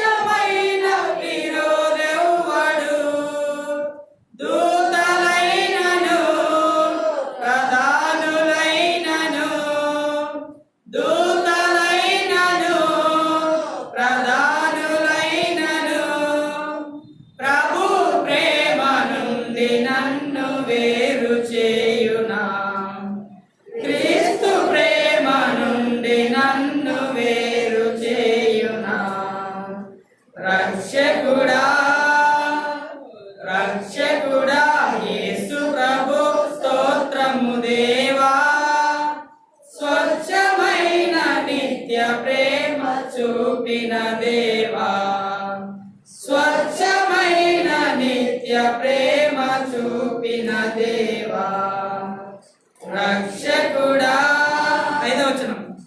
మరణము జయించి క్రీస్తు తిరిగి లేచెను, మరణము జయించి క్రీస్తు తిరిగి లేచెను, మరణమైనను జీవమైనను, మరణమైనను జీవమైనను, ప్రభు ప్రేమ నుండి నన్ను వేరు చేయునా, క్రీస్తు ప్రేమ నుండి నన్ను వేరు చేయునా, రక్షకుడా రక్షకుడా యేసు ప్రభు స్తోత్రము దేవా, స్వచ్ఛమైన నిత్య ప్రేమ చూపిన దేవా, రక్షకుడా చూపిన దేవా, రక్షకుడా. 7వ వచనం. ఎన్నడైనా మారని మా యేసుడుండగా, ఎన్నడైనా మారని మా యేసుడుండగా, ఉన్నవైనను రానున్నవైనను, ఉన్నవైనను రానున్నవైనను, ప్రభు ప్రేమ నుండి నన్ను వేరు చేయునా, హల్లెలూయా హల్లెలూయా ఆమేన్ హల్లెలూయా, రక్షకుడా రక్షకుడా యేసు ప్రభు స్తోత్రము దేవా, స్వచ్ఛమైన నిత్య ప్రేమ చూపిన దేవా, స్వచ్ఛమైన నిత్య ప్రేమ చూపిన దేవా, రక్షకుడా. దయచేసి కూర్చోండి, మనకు సమయం లేదు కనుక ఇద్దరు సహోదరులు ఇద్దరు సహోదరులు మాత్రమే ఆరాధనకు అవకాశం ఉంటుంది. ఆ తర్వాత ఒక 2 నిమిషాలు మనం అందరం మౌనంగా ఆయన ఆరాధన చేస్తాము. ఇప్పుడు ఇద్దరు సహోదరులు మాత్రమే ఆరాధన చేయండి. తండ్రి పరిశుద్ధమైన దేవా, యేసుక్రీస్తు ప్రభువారి అనువైన నామములో వందనాలు చెల్లిస్తున్నాను. ఇక్కడ ఇచ్చిన నామములో పరిశుద్ధిస్తా ఉన్నాను ప్రభువా. ఆయన సజీవులున్నాయి యొక్క మందిరంలో మధ్యలో ఆరాధించుకుంటాయి ఇచ్చిన లేఖనాలు పడుతుంది వందనాలు చెల్లిస్తున్నాను. దేవాన్ని మా యొక్క దేవుడు ఆ విమోచకుడు కాపుడు తండ్రి వారి మాత్రమే కాదు మా యొక్క స్నేహితులై ఉన్నందుకై దేవానికి స్తోత్రాలు విమోచించాడు కాలం పడుతున్నారు. ఆ విమోచన పడుతున్న దేవా ఉదయకాల ఆరాధన ఆమేన్.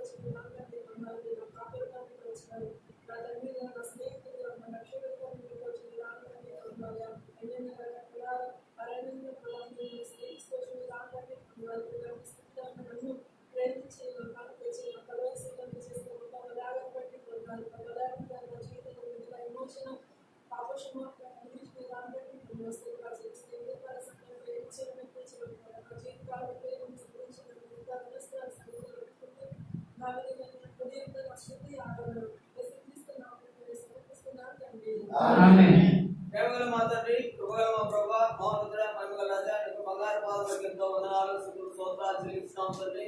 అద్భుతపడు ఆలోచనకర్త నిత్యుడు తండ్రి, శాంతి సమాధానకర్త వెలువది బంగారు పాదాలకు ఎంతో వందనాలు స్తోత్రాలు చెల్లిస్తున్నాం తండ్రి. అనుదిన మనుషులకు పోరాడి పరిశుద్ధులను ఆరాధించవలసిన గొప్ప దేవాన్ని బంగారు పాదాలకు ఎంతో వందనాలు స్తోత్రాలు చెల్లిస్తున్నాం తండ్రి.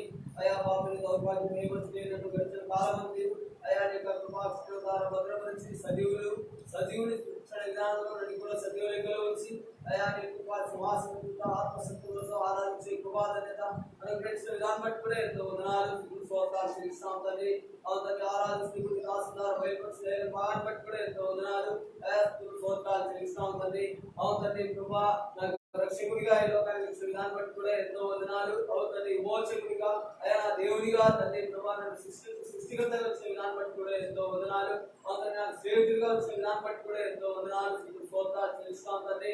అంతేకాదమైన ప్రభా పాపంలో శాపంలో జీవించడానికి ఏమాత్రం ఇష్టం లేక అవును తండ్రి మీరైతే ప్రదర్శనలో అవును తండ్రి యొక్క తండ్రి ప్రభా ప్రాణాన్ని తండ్రి ప్రభా అర్పించిన విధానం బట్టి కూడా ఎంతో వందనాలు. నీకు మార్చిన అమూల్యమైన రక్తం ద్వారా నాకు విడుదల విమోచన రక్షణ మారుమనసు విధానం బట్టి కూడా ఎంతో వందనాలు స్తోత్రాలు చెల్లిస్తాం తండ్రి. ఇంకా నా పట్ల నా కుటుంబం పట్ల నా సంఘం పట్ల ఎన్నో మేలు ఉపకారం చేసుకున్నా తండ్రి. ఏ మిగలు కృప ఆయన జీవిత కాలం రుణస్పడుకుంటూ నా కొద్ది స్థుతి ఆరాధన నీకు బంగారు పాదములకే అర్పించి ఆరాధన తండ్రి.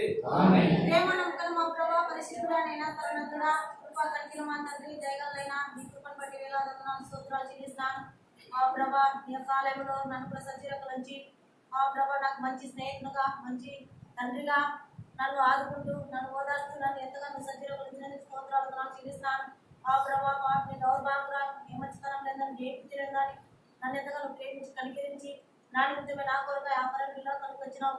అయా ప్రభా ఆకాశం పక్షులు నేను పరిస్థితులను సింధిస్తున్నాయి. నేనైతే ఆరాధించలేకపోయినా నేను గడపరచలేకపోయినా అయితే నన్ను సేవించగా నన్ను ప్రభా నన్ను పవిత్రపరిచి నా స్నేహితులుగా నా తండ్రిగా లేక తండ్రిగా ఆదుకుంటూ నన్ను ప్రేమిస్తూ ఇంత గొప్ప రాజుకు ఉదయకాలను ఏమివ్వాలనగా ఏమించిన ఏం చెల్లించిన వేసుకుంటూ నా స్థిన ఆరాధన చేసినామని సమర్పించుకుంటున్నాను తండ్రి. ఇంకొక సహోదరుడు ఇంకొక సహోదరి చేసి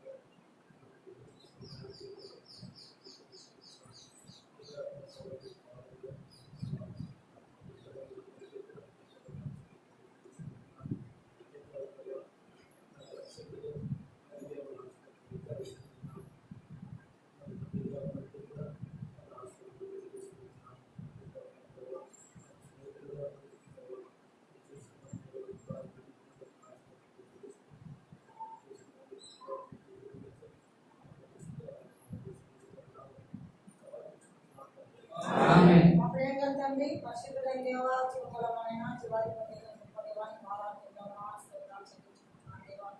మాసంలో చివరి బ్రతుకున్న సభ్యులకు వచ్చి మందిర ఆవరణలో నేను దేవ మనకు సాధ్యపడి ఆరాధించి కొనియాడి కీర్తించి కృప పాటించి నేను కేసు రావాలని చెల్లించుకుంటున్నాను దేవా. అంతేకారణమైన నా విమోచకుడు నా గొప్ప దేవుడు తండ్రి అంటే నా కాపరిగా దేవాలను అన్నిను పోషిస్తూ భద్రపరుస్తున్న గొప్ప దేవాన్ని ఆరాధించడం నా శ్రద్ధాలు చెల్లించుకుంటున్నాను దేవా. భూలోకంలో పాపం చేత అపరాధం చేత నిత్య నాశనానికి బదిలీలను మీరు ప్రేమించిన కేసులు చెల్లించుకుంటున్నాను దేవా. అంతేకాదు మరి నన్ను నాయుడుగా నేను చూపిన మహాప్రేమను బట్టి ఏమి వల్ల దేవా దేకాల సమయంలో నా ఆత్మదేవుడు పాల్గొన చేత పనిచేసుకుంటూ ఇన్ని వేలు ఇన్ని ఉపకారాలు చేసిన నా రాజుకు నా తండ్రికి నా గొప్ప దేవునికి నాకు యొక్క కొద్ది స్థుతి ఆరాధన క్రీస్తు నామంలోనే సమర్పించుకున్నాను తండ్రి. మనం మౌనంగా ఒక 2 నిమిషాలు వ్యక్తిగతంగా ఆయన ఆరాధన చేద్దాం. ఆయన ఎలాంటి గొప్ప దేవుడు, ఆయన ఎంత గొప్పవాడో మనసులో ప్రభువుని స్తుతిస్తాం. వ్యక్తిగతంగా ప్రభువుని స్తుతించండి. అటు ఇటు వెళ్ళిపోయేటువంటి ఆలోచనలను పక్కన పెట్టి ప్రభు వైపు చూడండి, ప్రభువును ఆరాధించండి. ప్రభా నా దేవుడు, నా రక్షకుడు, నా సృష్టికర్త అని చెప్పి ఆయన ఆరాధించండి. ఆయన ఏ విధంగా అయితే మనల్ని కాపాడుతున్నాడు, మన కాపరిగా ఎలా ఉన్నాడు ఒకసారి మీ గత జీవితాన్ని గుర్తు చేసుకొని ఆయన ఆయన ఆరాధించండి.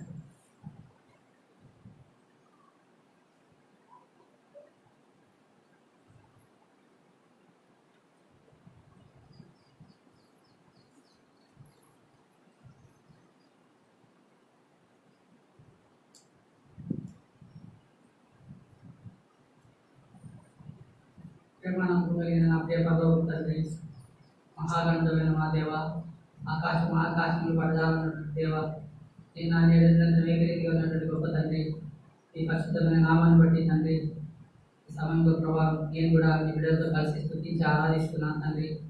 దేవా, నిజంగా నన్ను కూడా తల్లిగా గౌరవించినటువంటి నా సృష్టికర్తవని దేవా మీకు వందనాలు చెల్లిస్తున్నాను తండ్రి. దేవా, మరి మీరు నా యొక్క దేవుడు కొరగా స్తోత్రాలు చెల్లిస్తున్నాను తండ్రి. దేవా, మరి నా కాపరిగా ప్రభా తండ్రి ఏ విధంగా అయితే కాపరి తండ్రి మరి మందను నడిపిస్తాడు, ఆ విధంగా ప్రభా మరి ఈ మందలో ప్రభా నేను కూడా ఉండి కొనసాగేటువంటి భాగ్యాన్ని ప్రభా ఓ దేవా మరి నాకు ఇచ్చినందుకు స్తోత్రాలు చెల్లిస్తున్నాను తండ్రి. నాకు ఇచ్చిన వ్యక్తిగత రక్షణను బట్టి దేవా నా విమోచకుడుగా ప్రభా మీరు ఉన్నందుకు స్తోత్రాలు చెల్లిస్తున్నాను తండ్రి. దేవా, మరి అంత మాత్రమే కాదు తండ్రి, మరి తండ్రి అని పిలిచేటువంటి ఆధిక్యతను మీరు నాకు అనుగ్రహించినందుకు స్తోత్రాలు చెల్లిస్తున్నాను దేవా. తండ్రి, మరి నా స్నేహితులుగా మీరు దేవా మరి ఉన్నందుకు స్తోత్రాలు ప్రభా. ఓ తండ్రి, మరి నేను ఏదైనా అరణ్యంలో తండ్రి ఓ దేవా నేను ఉన్నప్పుడు ప్రభా, కాలిన అరణ్యంలో ప్రభా నేను ఉన్నప్పుడు ప్రభా, నేను తండ్రి దూరంగా ఉన్నప్పుడు ప్రభా మీరు నా దగ్గరకు వచ్చి ప్రభా మరి అవహేళించుకొని ప్రభా నా మీద జాలి చూపించి తండ్రి దేవా స్నేహితుడిగా అర్థం చేసుకున్నందుకు కొరకు స్తోత్రాలు చెల్లిస్తున్నాను తండ్రి. నా పాప భారణ తండ్రి కాలశీలలో మీరు మోసి దేవాని ప్రేమ నాయన కనపరిచినందుకు కొరకు మీకు వందనాలు. దేవాని రక్తంతో నా ప్రతి పాపమును కడిగి పవిత్రపరిచి శుద్ధీకరించి మీ బిడ్డగా చేసుకున్నందుకు కొరకు మీకు స్తోత్రాలు చెల్లిస్తూ నాకు స్తుతి ఆరాధన యేసుక్రీస్తు నామమున మీకే సమర్పిస్తున్నాను తండ్రి. ఆమేన్. మనమందరము 117వ పాట పాడుకుందాం. కూర్చొని ఉండండి.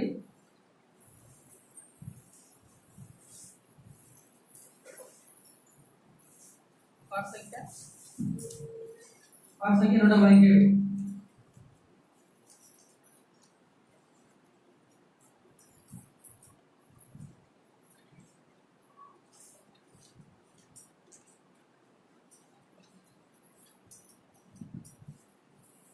సంతోషమే సంతోషమే సంతోషముతో స్తుతించేదన్ క్రీస్తు యేసు రక్షించినన్ చేర్చెను తన మందలో ఘోర దుర్మార్గుడనై దారి తప్పియుండగా ఘోర దుర్మార్గుడనై దారి తప్పియుండగా పూరి దయతో కాపరి యేసు దారికి నడిపెను. పూరి దయతో కాపరి యేసు దారికి నడిపెను. సంతోషమే సంతోషమే సంతోషముతో స్తుతించెదన్ క్రీస్తు యేసు రక్షించినన్ చేర్చెను తన మందలో అక్షయమైనదియు నిర్మలమైనదియు అక్షయమైనదియు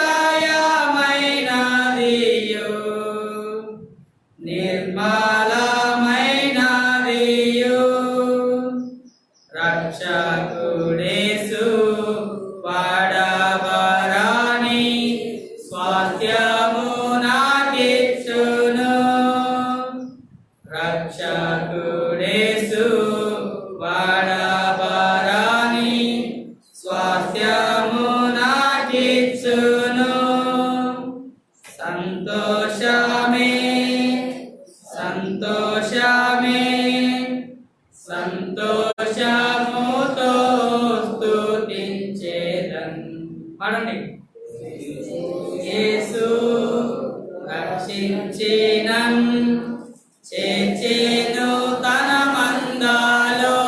రాకపోతే రెండోసారి మళ్ళా పడినప్పుడు మళ్ళీ పడాలి. నెక్స్ట్ భయమేమీ లేదికను నా మందకు, భయమేమీ లేదికను ప్రభు చిన్న మందకు, దయా కృపతో రాజ్యమివ్వ తండ్రికిష్టమాయన్, దయా కృపతో రాజ్యమివ్వ తండ్రికిష్టమాయన్. సంతోషమే సంతోషమే సంతోషముతో స్తుతించెదన్, క్రీస్తు యేసు రక్షించినన్ చేర్చెను తన మందలో. చివరి వచనం రాజాది రాజు యేసే, ప్రభుల ప్రభు యేసే, రాజాది రాజు యేసే, ప్రభుల ప్రభు యేసే. పరమందు దూతలు ఇహమందు నారులు హల్లెలూయా పాడుడి, పరమందు దూతలు ఇహమందు నారులు హల్లెలూయా పాడుడి. సంతోషమే సంతోషమే సంతోషముతో స్తుతించెదన్, క్రీస్తు యేసు రక్షించినన్ చేర్చెను తన మందలో. దేవునికి స్తోత్రం. మనము దేవుని ఆరాధించగలిగిన ఇప్పుడు మనం బలలో ప్రవేశించక పూర్వము దేవుని యొక్క వాక్యంలో నుండి కొన్ని వాక్యాలను చూసుకొని బల హెచ్చరికలు తీసుకొని ఆయన శరీరానికి సాదృశ్యంగా ఉన్నటువంటి రొట్టెలో, ఆయన రక్తానికి సాదృశ్యంగా ఉన్నటువంటి రసంలో మనం అందరం పాల్గొందాం. మన హృదయములను సిద్ధపరచుకుందాం. చూడండి, మొదటి యోహాను పత్రిక, 3వ యోహాను పత్రిక 2వ వచనం. 3వ యోహాను పత్రిక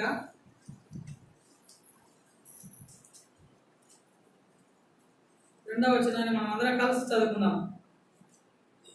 అందరం కలిసి చదువుకుందాం, బిగ్గరగా స్పష్టంగా అందరూ చదవండి. ప్రియుడా, ఆత్మ వర్ధిల్లుచున్న ప్రకారం ఇవన్నీ విషయములలో వర్ధిల్లుచు సౌఖ్యంగా ఉండవాలని ప్రార్థించుతున్నాను. మరలా చదువుతాం. ప్రియుడా, ఈ ఆత్మ వర్ధిల్లుచున్న ప్రకారం ఇవన్నీ విషయములలో వర్ధిల్లుచు సౌఖ్యంగా ఉండవాలని ప్రార్థించుతున్నాను. యోహాను భక్తుడు ఇక్కడ రాస్తున్నటువంటి మాట మనం గమనించినట్లయితే, గాయు అనేటువంటి ఆ వ్యక్తికి ఈ పత్రిక రాస్తున్నాడు. యోహాను భక్తుడు గాయు అనేటువంటి వ్యక్తికి ఈ యొక్క పత్రికను రాస్తున్నాడు. ఏమని చెప్తున్నాడంటే, ప్రియుడా, నీ ఆత్మ వర్ధిల్లుచున్న ప్రకారము అన్ని విషయములలో నీవు వర్ధిల్లవలనని, తర్వాత సౌఖ్యంగా ఉండవలనని కోరుతున్నాను అని అంటున్నాడు. అన్ని విషయాలలో మనము వర్ధిల్లుతూ ఉంటాం.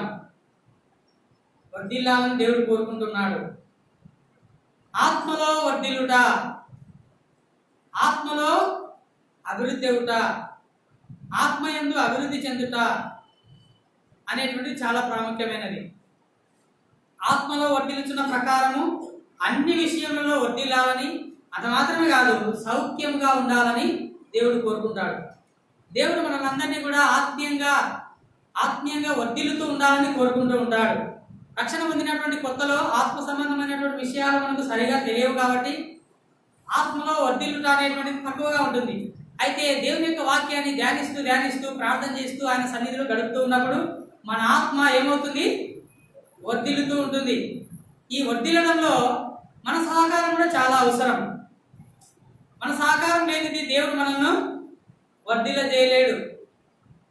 ఆయనకు అనుకూలమైనటువంటి మాటలను, ఆయనకు అనుకూలమైనటువంటి ఆలోచనలు మనం కలిగి ఉన్నప్పుడు, ఆయన వాక్య ప్రకారం మనం జీవిస్తున్నప్పుడు ఆత్మలో మనం వర్ధిల్లేటువంటి వారంగా ఉంటాం. మనల్ని సర్వసాధారణంగా ఏమనుకుంటారంటే, దేవుని యందు విశ్వాసం ఉంచినటువంటి వారికి ఎప్పుడు శ్రమలే, ఎప్పుడు కష్టాలే అనేటువంటి ఆలోచన ఉంటుంది. ఒకవైపు అది నిజమే కావచ్చు, కానీ రెండవ వైపు ఏంటంటే, మనకు శ్రమలో దేవుడు ఇరుకులో విశాలతను ఏర్పాటు చేసినాడు. మనకు శ్రమలో ఆనందాన్ని దేవుడు ఏర్పాటు చేసినాడు. అది దేవుని యందు విశ్వాసం ఉంచి సరిగా వాక్యానుసారంగా జీవించేటువంటి వ్యక్తులకు అది అర్థమవుతుంది.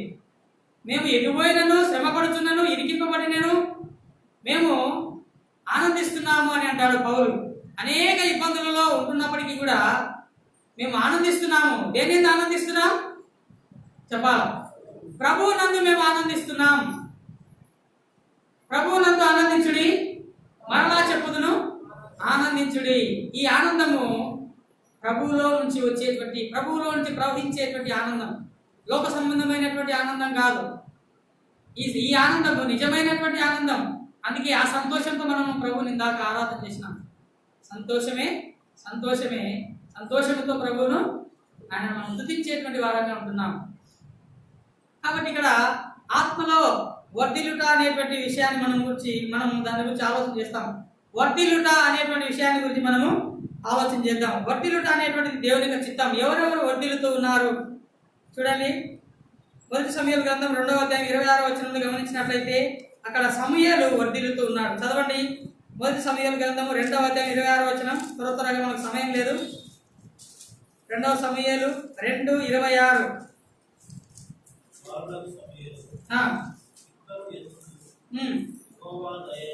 యెహోవా దయయందును మనుషుల దయయందును వర్ధిల్లుచుండెను. ఇక్కడ సమూయేలు బాలుడుగా ఉన్నప్పుడు యెహోవా దయయందును మనుషుల దయయందును వర్ధిల్లుతూ ఉన్నాడు. అదేవిధంగా యేసుక్రీస్తు ప్రభువారు కూడా చూడండి, లూకా సువార్త 2వ అధ్యాయం 26వ వచనంలో మనం గమనించినట్లయితే యేసుక్రీస్తు ప్రభువారు వర్ధిల్లుతూ ఉన్నాడు. మనుషుల దయయందును దేవుని దయయందును ఆయన వర్ధిల్లుతూ ఉన్నాడు. లూకా సువార్త 2వ అధ్యాయం 26వ వచనంలో మనం గమనించినట్లయితే 2వ అధ్యాయం 52 యేసు జ్ఞానమందును వయస్సునందును దేవుని దయందును మనుషుల దయందును వర్ధిల్లుతూ ఉండెను. వీళ్ళు వర్ధిల్లుతూ ఉన్నారు. ఎప్పుడు ఒక మనిషి వర్ధిల్లుతూ ఉంటాడు అనేటువంటి విషయాన్ని మనం గమనించినట్లయితే దేవుడు తోడుగా ఉన్నప్పుడు మనము వర్ధిల్లుతాం. ఎప్పుడు మనం వర్ధిల్లుతాం? దేవుడు మనకు తోడుగా ఉన్నప్పుడు మనం వర్ధిల్లుతాం. దేవుని యొక్క తోడు అనేటువంటిది చాలా అవసరం మనకు. దేవుని తోడు మనతో ఉంటే మనం వర్ధిల్లుతూ ఉంటాం. యోసేపునకు యెహోవా తోడై ఉండేది కనుక ఆయన వర్ధిల్లుతూ ఉన్నాడు. చూడండి అక్కడ ఆదికాండం 39వ అధ్యాయం 2వ వచనంలో గమనించినట్లయితే 39:2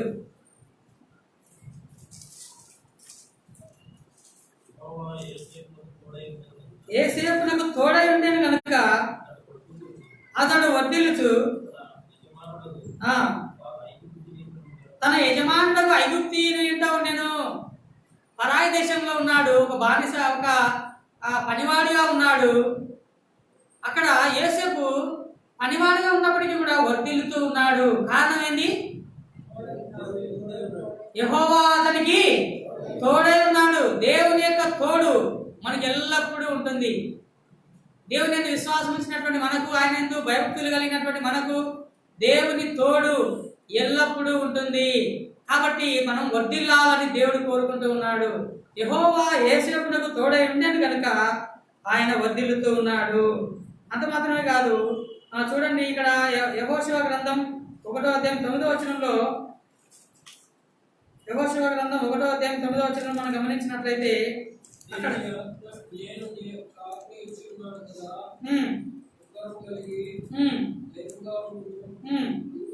దిగులు పడకము, జడియకము,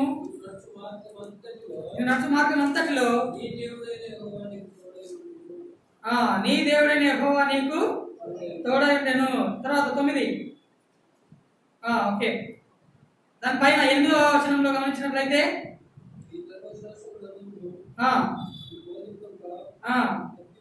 తప్పిపోకూడదు,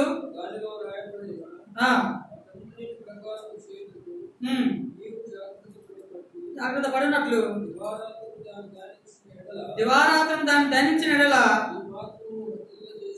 నీ మార్గమును వర్జిల్ల చేసుకొని చక్కగా ప్రవర్తించదవు. ఎప్పుడు మన మార్గము వర్తిల్లుతాది? చెప్పండి, ఎప్పుడు వర్తిల్లుతాదంట? ఆయన ధర్మశాస్త్రమును దివారాత్రం దాన్ని ధ్యానించి ఆయన ఆజ్ఞలన్నిటి ప్రకారం ఎప్పుడైతే మనం జీవిస్తామో అప్పుడు మనం వర్ధిల్లేటువంటి వారంగా ఉంటాం. మొట్టమొదటిగా యెహోవా తోడై ఉన్నప్పుడు మనం వర్ధిల్లుతాం, అనగా మన దేవుడు మనకు తోడై ఉన్నప్పుడు మనం వర్ధిల్లుతాం. రెండవదిగా ఆయన వాక్యమును మనం ధ్యానించి ఆయన ఆజ్ఞలను అనుసరించి మనం నడిచినప్పుడు మనం వర్ధిల్లుతాం. ఈనాడు విశ్వాసులైనటువంటి మన జీవితంలో అనేక సందర్భాల్లో వర్ధిల్లలేకపోవడానికి గల కారణం ఏంటంటే దేవుని యొక్క వాక్యానికి మన జీవితంలో ప్రాముఖ్యత లేకపోవడం. యెహోవా మనకు తోడుగా ఉన్నాడు అనేటువంటి విషయం మనము గుర్తించకపోవడం. కొన్నిసార్లు దేవుడు మనకు తోడుగా ఉన్నాడు లేదా మనకే అర్థం కాదు. 2 విధాలుగా ఉంటుంది. ఎలా? దేవుని యొక్క మార్గంలో లేని వాళ్ళు కూడా వర్ధిల్లుతున్నారు, వాళ్ళకు దేవుడు తోడు లేడా? దేవుడు వాళ్ళకు కూడా తోడున్నాడు. ఎలా ఉన్నాడు? ఆయన మంచివారి మీదను చెడ్డవారి మీదను ఏం కురిపిస్తున్నాడు? వర్షాన్ని కురిపిస్తున్నాడు. మంచివారి మీదను చెడ్డవారి మీదను ఆయన సూర్యుడిని ప్రకాశింపజేస్తున్నాడు. అందరికీ సమానమైనటువంటి ప్రేమను కనబరుస్తున్నాడు. అయితే దేవుడి ప్రేమను వాళ్ళు కనుక్కోలేదు, అందుకే దేవునికి పక్షపాతం లేదు. ఇక్కడ తేడా ఏంటంటే వాళ్ళు ఎంత వర్ధిల్లినా కానీ వాళ్ళ జీవితంలో ఆశీర్వాదం ఉండదు. ఏముండదు? ఆశీర్వాదం ఉండదు. భౌతిక సంబంధమైనటువంటి వర్ధిల్లడం అనేటువంటి జరుగుతుంది. మనకంటే వాళ్ళు అన్ని విషయాల్లో బాగా ఆస్తులు భూములు ఏమి రకరకాల సంపాదించుకుంటారు. వాళ్ళు కూడా అన్ని విషయాల్లో మనకంటే బాగా ఉన్నట్టు కనిపిస్తారు. అయితే వాళ్ళు ఎక్కడున్నారంటే కాలు జారు చోటనే వాళ్ళు ఉన్నారు. వాళ్ళు మరణానికి సమీపంగా ఉన్నారు. ఎక్కడున్నారు వాళ్ళు? మరణానికి సమీపంగా ఉన్నారు. చనిపోతే నరకానికి వెళ్తారు. వారికి నిరీక్షణ లేదు. నిజమైనటువంటి ఆశీర్వాదం వాళ్ళలో ఉండదు. నెమ్మది ఉండదు, సమాధానం ఉండదు. వాళ్ళ హృదయంలో ఆశీర్వాదం అనేటువంటిది వాళ్ళ జీవితంలో కనబడదు. వాళ్ళు సంపాదించుకున్నప్పటికీ కూడా ఎట్లయిపోతుంటారో వాళ్ళకి అర్థం కాదు. అయితే నీతిమంతునికి కలిగినది కొంచెమైనను అది చాలా ఆశీర్వాదకరంగా ఉంటుంది. వాళ్ళకు మనకు తేడా అదే అనమాట. వారు వడ్డీలినట్టుగా కనిపిస్తారు, పచ్చగా ఉంటారు. అయితే వాళ్ళ యొక్క జీవితం చనిపోతే నరకానికి. దేవుడు ఎవరికి పక్షపాతి కాదు, అందరికీ సమానంగా చూసేటువంటి దేవుడు. కాబట్టి ఎవరిని దేవుడు వర్ధిల్ల చేస్తాడు అని అంటే తన యందు భయభక్తులు కలిగినటువంటి వారిని ఆయన వర్ధిల్ల చేస్తాడు. యెహోవా తమకు దేవుడు కాగలిగినటువంటి జనులు ధన్యులు, ఆయన వారిని వర్ధిల్ల చేసేటువంటి వాడు. దేవుడు తోడైనటువంటి పరిస్థితుల్లో మనం వర్ధిల్లుతాం. ఆయన వాక్యంను ధ్యానిస్తూ ఆయన మార్గంలో జీవించినప్పుడు మనం వర్ధిల్లుతాం. చూడండి, మనం గమనించినట్లయితే దావీదు కూడా అంతకంతకు వర్ధిల్లను అనేటువంటి వాక్యాన్ని మనం గమనిస్తాం. 2 సమూయేలు 5:10. 2 సమూయేలు 5:10 త్వరగా చూడండి. దావీదు అంతకంతకు వర్ధిల్లెను, సైన్యములకు అధిపతి యెహోవా అతనికి తోడుగా ఉండెను. దావీదు కూడా అంతకంతకు వర్ధిల్లుతూ వచ్చినాడు. దేవుని యందు భయభక్తులు కలిగినటువంటి దావీదు అంతకంతకు వర్ధిల్లుతున్నాడు. దేవుని యందు భయభక్తులు కోల్పోయినటువంటి సౌలు అంతకంతకు నీరసిల్లెను అనేటువంటి వాక్యాన్ని కూడా మనం గమనించవచ్చు. సౌలు యొక్క కుటుంబం అంతకంతకు నీరసిల్లితే దేవుని యొక్క మార్గంలో ఉన్నటువంటి ఈ యొక్క దావీదు మాత్రం ఏం చేస్తున్నాడు? అంతకంతకు వర్ధిల్లుతూ ఉన్నాడు. 3వ అధ్యాయం 2 సమూయేలు 3వ అధ్యాయం 1వ వచనంలో గమనించినట్లయితే చివరగా సౌలు కుటుంబీకులకును దావీదు కుటుంబీకులకును బహుకాలం యుద్ధం జరగగా దావీదు అంతకంతకు ప్రబలెను, సౌలు కుటుంబము అంతకంతకు నీరసిల్లెను. అంతకంతకు నీరసిల్లిపోతున్నాడు సౌలు, అంతకంతకు వర్ధిల్లుతున్నాడు దావీదు. సౌలు నీరసిల్లిపోవడానికి, దావీదు వర్ధిల్లడానికి గల కారణం ఏంటంటే, సౌలు దేవుని యందు భయభక్తులు కలిగి లేక, కలిగి ఉండకుండా ఇష్టానుసారంగా జీవిస్తూ పగబెట్టుకున్నాడు. ఎవరి మీద పగబెట్టుకున్నాడు? దావీదు మీద పగబెట్టుకున్నాడు. దావీదు మీద పగబెట్టుకొని దావీదును చంపాలని ప్రయత్నం చేస్తున్నాడు. అభిషేకం పొందినటువంటి వ్యక్తి సౌలు. అయినప్పటికీ తన జీవితంలో ప్రవేశించినటువంటి చిన్న బలహీనత, గొల్యాతును చంపినప్పుడు గొల్యాతును చంపినప్పుడు పాటలు పాడినారు, స్త్రీలు పాటలు పాడినారు. ఏమని పాటలు పాడినారు? సౌలు 1000 కొలది, దావీదు 10,000 కొలది మనుషులను చంపేసినారు అని. అంటే దావీదు అంత గొప్పవాడా, నాకంటే గొప్పవాడా, నా తర్వాత రాజు అతడే అవుతాడా అని పగబెట్టుకొని ఏదో ఒక రకంగా దావీదును చంపాలని పగబెట్టుకొని తిరిగి కొండలంతా తిరిగి దావీదు మీద ఎంతో ఆక్రోశం పెట్టుకున్నాడు. చూడండి, వ్యక్తిగత జీవితంలో, విశ్వాసమైనటువంటి మన జీవితంలో కూడా అనేక సందర్భాలలో మనం ఎవరి మీద పగబెట్టుకోకూడదు. మన జీవితంలో చాలా సందర్భాలలో మనకి ఎవరైనా కీడు చేసినప్పుడు, లేదా మనకు ఏం కీడు చేయలే ఇక్కడ దావీదు, ఆయన కానీ పగబెట్టుకున్నాడు సౌలు, కేవలం రాజ్యాధికారం కోసం. మన జీవితంలో పగ, ద్వేషము, అసూయ, కలహము, మత్సరము ఇవి ఎప్పుడైతే ఉంటాయో మనం వడ్డీలలేం, మన జీవితాన్ని వడ్డీలో చేసుకోలేం. ఎవరైతే ఇవన్నీ పెట్టుకుని బ్రతుకుతా ఉంటారో వాళ్ళ జీవితంలో నెమ్మది ఉండదు, సమాధానం ఉండదు, దేవుని ప్రేమను పోగొట్టుకున్నారు. ఎన్నోసార్లు దావీదుకు చంపనీకి అవకాశం వచ్చినా కానీ చంపకుండా వదిలిపెట్టినాడు. యెహోవా అభిషేకించిన వాడిని నేను ముట్టను. ఆ గుహలో సౌలు ఒంటరిగా ఉన్నప్పుడు దావీదు వెళ్తాడు. వెళ్ళినప్పుడు చంపనీకి మనసు రాక కేవలం వస్త్రం మాత్రమే కోసుకొని పోతాడు. ఎందుకంటే దావీదుకు ఉన్నటువంటి మంచి మనస్సు అది. దావీదులో ఉన్నటువంటి మంచి మనస్సు ఆయనను అభివృద్ధి చేసింది, ఆయనను వడ్డీలేటట్టుగా చేసింది. ఆయనలో ఉన్నటువంటి మంచితనము ఆయనను రాజయ్యేటట్టు చేసింది. అయితే సౌలు కుటుంబము, సౌలు యొక్క జీవితం నాశనం అయిపోయేటట్టుగా, నీరసిల్లేటట్టుగా, కృషించిపోయేటట్లుగా తయారైంది. కారణం ఏంటంటే వాళ్ళలో ఉన్నటువంటి బలహీనతలు. మనలో కూడా చాలా బలహీనతలు ఉంటాయి. మనలో కూడా కొన్ని అపవిత్రమైనటువంటి పనులు ఉంటాయి. మనలో కూడా దేవునికి అయిష్టమైనవి ఉంటాయి. దేవుడు ఏవైతే నొచ్చుకుంటాడో, దేవుడు ఏవైతే బాధపడతాడో, దేవుడు ఏవైతే ఒప్పుకోడో వాటిని మనం చేస్తున్నంతకాలం మన జీవితంలో వర్ధిల్లుట అనేటువంటిది జరగదు. యోసేపు అంతకంతకు ఎందుకు వర్ధిల్లుతున్నాడు? తన జీవితంలో ఉన్నటువంటి యథార్థత, తన జీవితంలో ఉన్నటువంటి నమ్మకత్వము, తన జీవితంలో ఉన్నటువంటి ఆ యొక్క ఆశా నిగ్రహము, ఇవన్నీ కలిగి ఉన్నాడు. కాబట్టి యోసేపు ఎలా ఉన్నాడంట? ఫలించేడి కొమ్మగా ఉన్నాడు. సమూయేలు కూడా పుట్టిన తోడని ఆయనను ఆరాధన చేస్తూ, ఆయన మందిరంలో పరిచర్య చేస్తూ, సేవ చేస్తూ, జీవిస్తూ వచ్చినాడు. కాబట్టి ఆయన జీవితంలో ఆయన వర్ధిల్లుతూ ఉన్నాడు. యేసు ప్రభు కూడా ఏం చేసినాడు? తండ్రి పనుల మీద ఎల్లప్పుడూ నిమగ్నమై తండ్రి యొక్క చిత్తాన్ని జరిగిస్తూ జీవించినాడు. కాబట్టి ఏ పాపం లేనివాడుగా జీవించినాడు. కాబట్టి ఆయన వర్ధిల్లుతూ ఎదుగుతూ ఉన్నాడు. కాబట్టి చాలా సందర్భాలలో మన జీవితంలో ఎదగలేకపోవడానికి, ఆత్మలో వర్ధిల్లలేకపోవడానికి, ప్రియుడా నీ ఆత్మ వర్ధిల్లుతున్న ప్రకారము నీవు అన్ని విషయంలో వర్ధిల్లవలెనని, నువ్వు సౌఖ్యముగా ఉండవలెనని కోరుచున్నాను అని అంటున్నాడు ఇక్కడ యోహాను భక్తుడు. మన జీవితంలో సౌఖ్యం, సుఖం, నెమ్మది అనేటువంటిది ఎప్పుడు వస్తుంది? ఆత్మలో ఎప్పుడైతే వర్ధిల్లుతామో అప్పుడు మన జీవితంలో నెమ్మది, సౌఖ్యం అనేటువంటిది వస్తుంది. కాబట్టి మన జీవితంలో గమనించినట్లయితే ఎన్నో సందర్భాలలో మనం ఆత్మలో వర్ధిల్లుట అనేటువంటి విషయాన్ని పక్కన పెట్టి మన ఇష్టానుసారంగా మనం జీవిస్తుంటాం. కాబట్టి మనము వర్ధిల్ల లేకుండా ఉంటాం.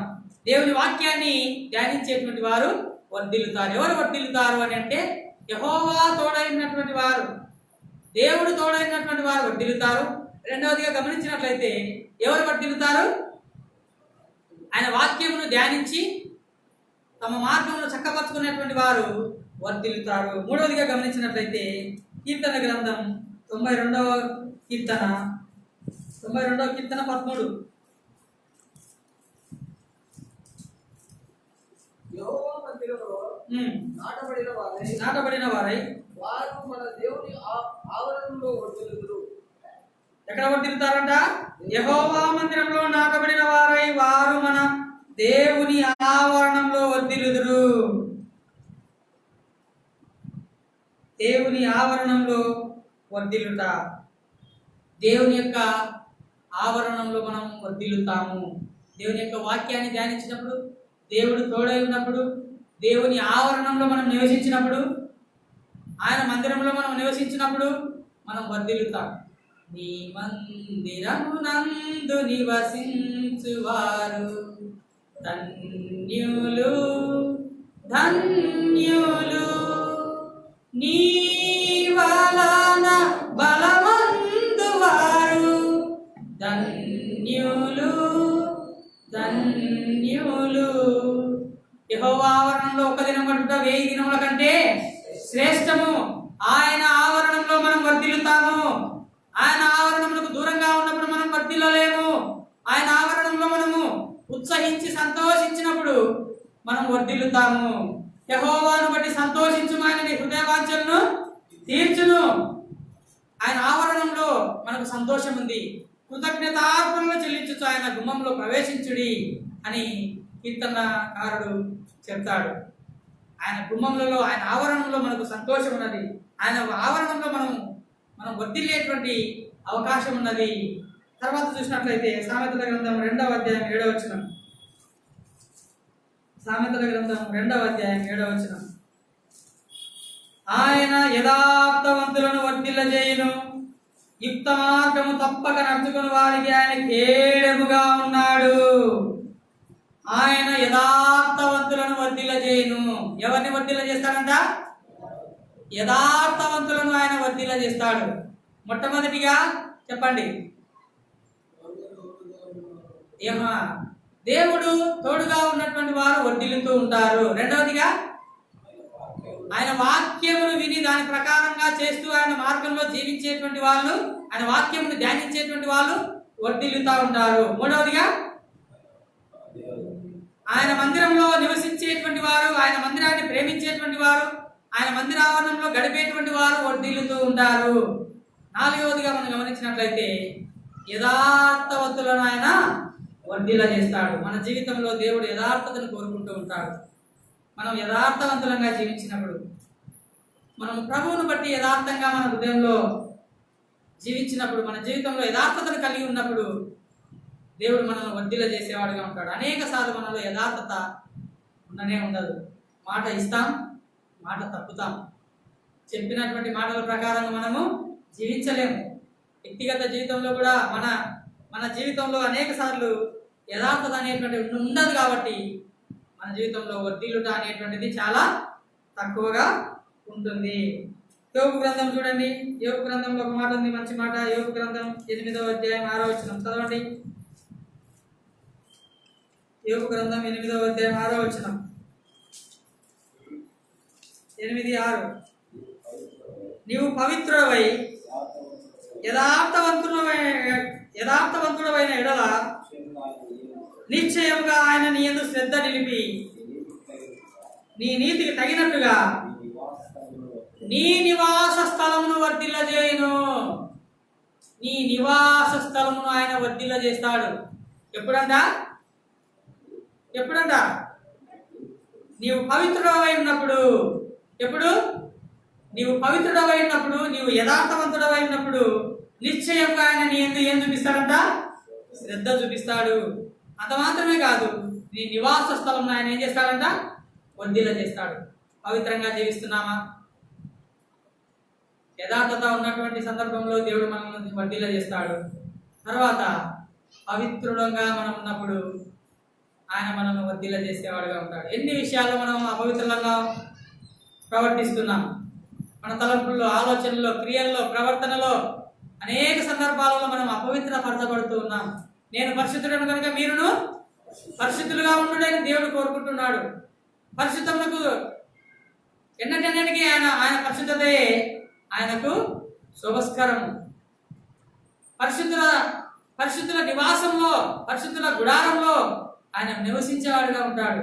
మన హృదయంలో పరిశుద్ధత ఉన్నప్పుడు ఆయన మనల్ని వర్ధిల్ల చేస్తాడు, మన నివాస స్థలంలో వర్ధిల్ల చేస్తాడు. మనలో యథార్థత ఉన్నప్పుడు ఆయన మనల్ని వర్ధిల్ల చేస్తాడు.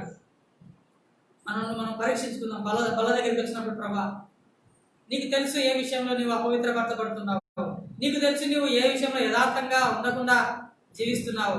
ఒకసారి నీ హృదయాన్ని దేవుని సన్నిధిలో పరీక్షించుకున్నట్లయితే దేవుడు నీతో మాట్లాడతాడు. ప్రభా నేను ఏ విషయంలో అపవిత్రపరచబడుతున్నాను, నేను ఏ విషయంలో యథార్థత లేకుండా జీవిస్తున్నాను అని వ్యక్తిగతంగా మనం పరీక్షించుకున్నప్పుడు దేవుడు మనతో మాట్లాడేవాడుగా ఉంటాడు. తర్వాత చూడండి 2వ దినవృత్తాంతములు 26:5. 2వ దినవృత్తాంతములు 26:5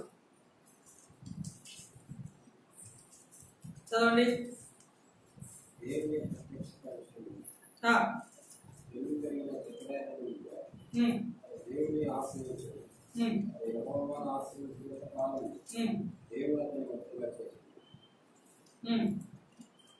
చూడండి 2వ దినవృత్తాంతము 26:5 మనం గమనించినట్లయితే ఇక్కడ ఒక వ్యక్తి ఉన్నాడు. ఆ వ్యక్తి పేరు పైన మనం గమనించినట్లయితే ఉజ్జియా.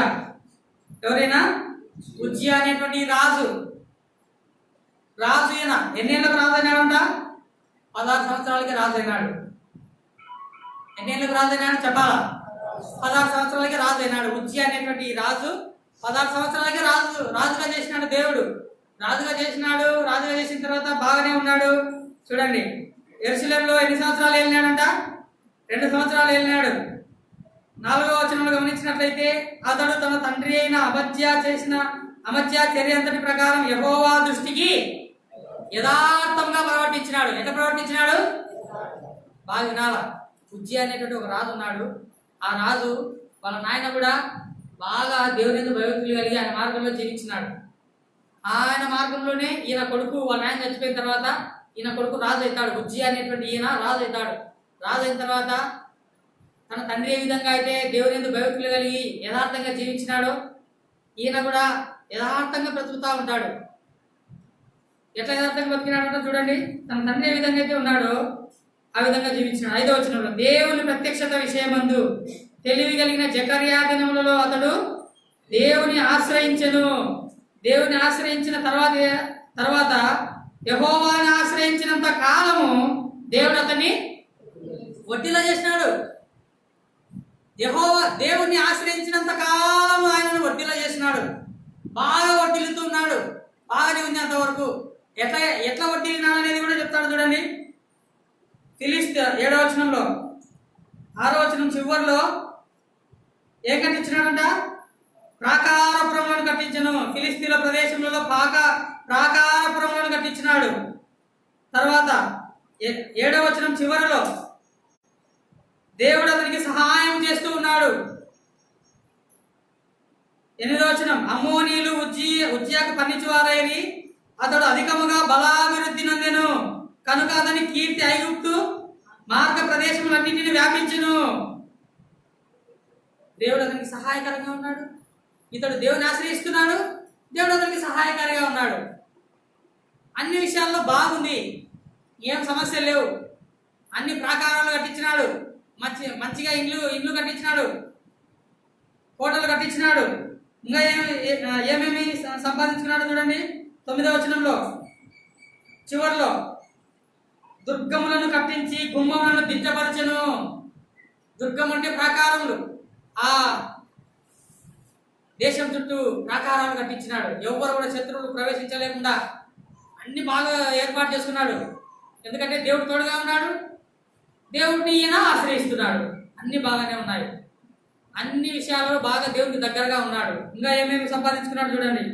అదిగాక 10వ వచనంలో మధ్యలో నుంచి మైదాన ప్రదేశములలోనూ అతనికి విస్తారమైన పశువులు ఉన్నాయి. ఏమున్నాయంట? విస్తారమైన పశువులు ఉన్నాయి. ఇంకా ఏమున్నాయంట? మైదాన ప్రదేశంలో అనేక బావులు ఉన్నాయి. తర్వాత వ్యవసాయమందు అతడు అపేక్ష కలవాడు కనుక పర్వతములలో కర్మెలలో అతనికి వ్యవసాయకులను ద్రాక్ష తోట పనివారు కలిగి ఉండిరి. ద్రాక్ష తోటలు ఉన్నాయి, బావులు ఉన్నాయి, పనివాళ్ళు ఉన్నారు. దుర్గములు కట్టించుకున్నాడు. అంత క్షేమంగా ఉంది, అంత బాగానే ఉంది. అన్ని అయిపోయిన తర్వాత చూడండి 15వ వచనం చివరిలో మనం గమనించినట్లయితే అతడు స్థిరపడు వరకు అతనికి ఆశ్చర్యమైన సహాయము కలిగెను గనుక అతని కీర్తి దూరంగా వ్యాపించాను. అందరూ ఈ ఉజ్జియాను చూస్తున్నప్పుడు అబ్బా ఉజ్జియా దేవుని ఆశ్రయిస్తున్నాడు, ఉజ్జియా దేవుని భయభక్తులు కలిగి ఉన్నాడు, ఉజ్జియా యథార్థంగా ఉన్నాడు, అందుకే దేవుడు ఆయనను ఆశీర్వదిస్తున్నాడు. భూములు ఉన్నాయి, కోటలు ఉన్నాయి, పశువులు ఉన్నాయి, బావులు ఉన్నాయి, అన్ని ఉన్నాయిగా, ఏ కొరత లేదు. అతడు దేవుని ఆశ్రయించినంత కాలము దేవుడు అతన్ని వడ్డీలా చేస్తూ వచ్చినాడు. వడ్డిల్లినాడు. చివరికి వచ్చేసరికి వడ్డిల్లిన తర్వాత వచ్చింది సమస్య. ఇప్పుడు 16వ వచనంలో చూడండి, అయితే అతడు స్థిరపడిన తర్వాత అతడు మనసున గర్వించి చెడిపోయెను. ఇది సమస్య.